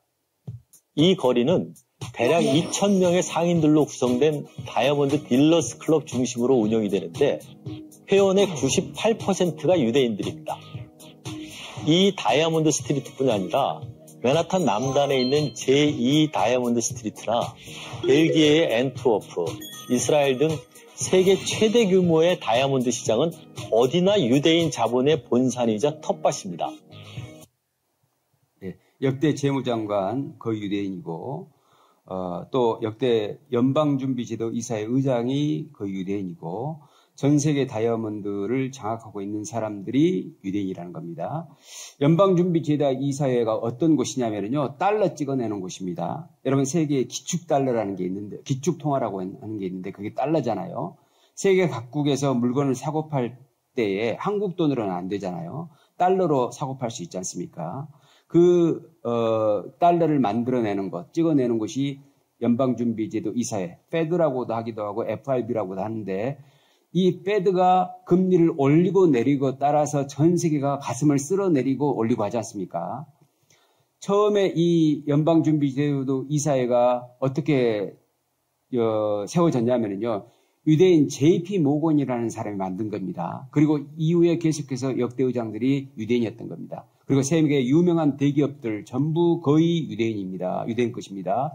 세계 100대 기업 소유주 40%가 유대인이라고 했죠. 그리고 여기 보면은요, 잘 아는 상호 로고들이지 않습니까? 다 유대인 겁니다. 뭐 리바이스, 페이스북, 코카콜라, 던킨도너츠, 맥도날드, 코스트코, 그 다음에 베스킨라빈스 다 유대인 겁니다. 구글도 마찬가지고 다 유대인 겁니다. 테슬라도 일론 머스크가 사장이지 않습니까? 일론 머스크도 유대인입니다. 이렇게 돈이 많은 사람들이 유대인입니다. 돈 앞에는 누구든지 머리를 숙일 수밖에 없잖아요. 여기 너를 괴롭게 하던 자의 자손이 뭐 독일이랄지 전 세계에서 유대인들을 괴롭게 했지 않습니까? 몸을 굽혀, 그 자손들이 몸을 굽혀 내게 나오며 너를 멸시하던 자의 모든 자가 내 발 아래 엎드려 너를 일컬어 여호와의 성읍이라 이스라엘의 거룩한 자의 시온이라 하리라. 무릎을 꿇을 거라는 거죠. 자, 이 사람은 독일 총리입니다. 빌리 브란트 소속 총리인데요. 폴란드 바르샤바 유대인 희생 기념비를 찾아서 무릎을 꿇고 사죄하고 있습니다. 이 사람이 독일 경제 성장과 통일의 선구자거든요. 자, 이 사람은 아시는 사람일 겁니다. 앙겔라 메르켈 총리가요. 옛 나치 강제 수용소 앞에서 머리를 숙이고 고개를 있는 겁니다. 독일 최초의 여성 총리로 16년간 총리를 해먹었지 않습니까? 세계에서 가장 영향력 있는 여성 1위에 꼽혔잖아요. 근데 유대인 앞에서 사죄를 하고 있는 겁니다. 성경 예언대로. 또 여호와께서 너로 머리가 되고 꼬리가 되지 않게 하시며 위에만 있고 아래에 있지 않게 하시리니 했는데 이제 유대인은 항상 머리입니다. 항상 위입니다. 여러분 전국 꼴등이 어느 날 갑자기 전국 1등이 되거나 세계 1등이 되는 법이 있을 수 있겠습니까? 그런 나라가 세상에 있습니다. 이스라엘 나라입니다. 그런 민족이 세상에 있습니다. 이스라엘 민족입니다. 앞으로 이스라엘을 누구도 건드려서는 안 됩니다. 건드리는 나라는 살아날 수 없습니다. 하나님께서 그렇게 정하셨거든요. 여기 빌 게이츠, 스티븐 스필버그 그 속엔 무서운 피가 흐르고 있는데 바로 유대인의 피입니다. 또 미국 의회 행정부 유대인 손에 놀아난다고 했죠. 지금까지 노벨상의 30%를 유대인이 가지고 있습니다. 그리고 노벨 과학상 같은 경우는 60%를 가지고 있습니다. 우리나라에서는 몇 개 있죠? 김대중 대통령이 노벨 평화상 하나를, 최근에 한강이라는 소설 작가가 노벨 문학상을 받았지 않습니까? 우리는 남북한 합하면은 한 8천만 명 정도 되지 않겠습니까? 인구가. 그런데 유대인은 유대 땅에 살고 있는 백성이 약 800만 정도 되거든요. 그런데 노벨상은 60%를 과학상을 가지고 있고 우리는 겨우 2개 가지고 체면치레하고 있는 거지 않습니까? 다른 민족입니다. 유대인들은. 여기 2% 유태인이 미국을 쥐락펴락 한다고 했는데 미국은 최강대국이니까 미국을 지배하면 세계를 지배하는 거죠. 쥐락펴락 한다는 말은 가지고 논다는 뜻이잖아요. 미국을 천조국이라고 하거든요. 들어보셨습니까? 왜 천조국이라고 하냐면요. 국방 예산만 1년에 1200조를 쓰거든요. 우리는 국방 예산, 문화 예산, 경제 예산, 교육 예산 이렇게 다 합하면은 우리나라 총 예산 1년에 얼마인지 아십니까? 600조 원입니다. 미국 국방 예산만의 2분의 1 절반도 안 돼요. 미국은 세계를 움직이고 유대인은 그 미국을 움직이고 있다는 겁니다. 여러분 우리나라와 미국 간에는 한미 상호 방위 조약이 체결돼 있지 않습니까? 예. 그래서 우리가 만약에 전쟁이 일어나면은 침략을 받으면 도와주겠다고 하는 거잖아요. 근데 이스라엘 백성, 유대인하고는 그 조약이 체결됐을까요? 안 됐을까요? 안 됐으니까 이런 말 하겠죠. 안 돼 있습니다. 왜 안 됐을까요? 방위 조약이 체결되지 않습니까? 그러면 전시작전 통제권을 우리가 마음대로 할 수가 없어요. 미군의 지시에 따를 수밖에 없는 겁니다. 그런데 유대는 체결이 안 돼 있기 때문에 자기들 마음대로 하는 겁니다. 그래서 아무리 미국이 뭐라고 해도 안 듣는 거고 유엔이 뭐라고 해도 안 듣는 거예요. 자기들 마음대로 하면 전쟁하고 싶으면 하고 안 하고 싶으면 안 하고 마음대로 하는 겁니다. 그런데 미국이 도와줘요 안 도와줘요? 계속 지원해버리잖아요. 이란이 미사일 쏜다니까 큰데 항공모함 보내가지고 딱 버티고 있지 않습니까? 여기 다윗의 별이 세계를 지배한다고 있습니다. 막강한 자본력으로 선진국 정치, 경제, 언론계를 장악하고 있습니다. 미국을 배후에서 조종하고 있는 것이죠. 여기 보면은 2020년 미국의 46대 대선이 있었는데 여러분 잘 아시는 것처럼 트럼프와 바이든이 맞붙었는데 누가 이겼었죠? 바이든이 당선됐잖아요. 왜 그랬을까요? 유대인들에게 잘 보여가지고. 제 말이 아닙니다. 유대계 미국인 표심 어디로 갔느냐 했는데 여기 보면은요. 대선 후 후보들은 바이든과 트럼프입니다. 유대인을 잡아야 당선될 수 있다고 불문율처럼 인식해왔다. 그들이 선거 후원금과 언론 지지에 큰 영향을 가지고 있기 때문이다. 이번 선거 후원금도 돈이죠. 바이든이 10억 7천만 달러를 모아 트럼프의 7억 3천만 달러를 앞섰다. 또 바이든 지지 언론 매체가 트럼프보다 압도적으로 많아 119대 6이었다. 유대인 75% 이상이 바이든을 지지했다고 이스라엘과 미국 언론들이 보도했다. 이렇게 바이든을 대통령으로 만든 세력 중 하나가 유대인이다. 유대인은 역사적으로 미국 권부에 깊숙이 개입했다. 올해도 이제 미국의 대통령 선거가 11월 달에 치러질 겁니다. 누가 될까요? 해리스와 트럼프가 맞붙었지 않습니까? 유대인들에게 잘 보이는 사람이 되는 겁니다. 그래서 유대인들에게 지금 아양 떨고 있잖아요. 트럼프가 어떻습니까? 이스라엘보다가 막 치라고 하지 않습니까? 치라고 가만히 안 두겠다고. 내가 있었으면 전쟁이 저렇게 안 일어났다고 하지 않습니까? 근데 누가 될지는 모르겠습니다만 어쨌든 간에 유대인의 지원을 받은 사람이 당선이 될 겁니다. 미국과 세계를 장악하고 있는 사람들이 유대인인 거죠. 그 영상을 한번 보이겠습니다. 아인슈타인. 노벨 평화상을 받은 미국의 전 국무장관 헨리 키신저. 그리고 미국의 경제 대통령으로 불리는 앨런 그린스판. 세계 영화계를 움직이는 마이다스의 손 스티븐 스필버그. 이들의 공통점은 모두가 유대인이라는 것이다. 세계적으로 유명한 기업들 가운데 유대인이 설립했거나 경영을 맡고 있는 곳은 일일이 헤아릴 수 없을 정도이다.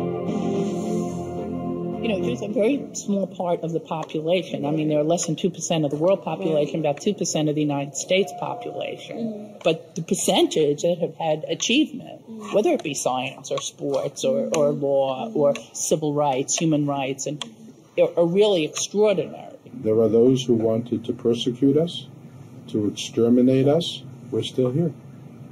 We have not been eliminated. 2억 5천만 미국 인구 가운데 단 2%. 그러나 유대인은 지금 미국의 주류 사회를 이끌고 있다. 세계 최강대국 미국에서도 가장 영향력 있는 집단으로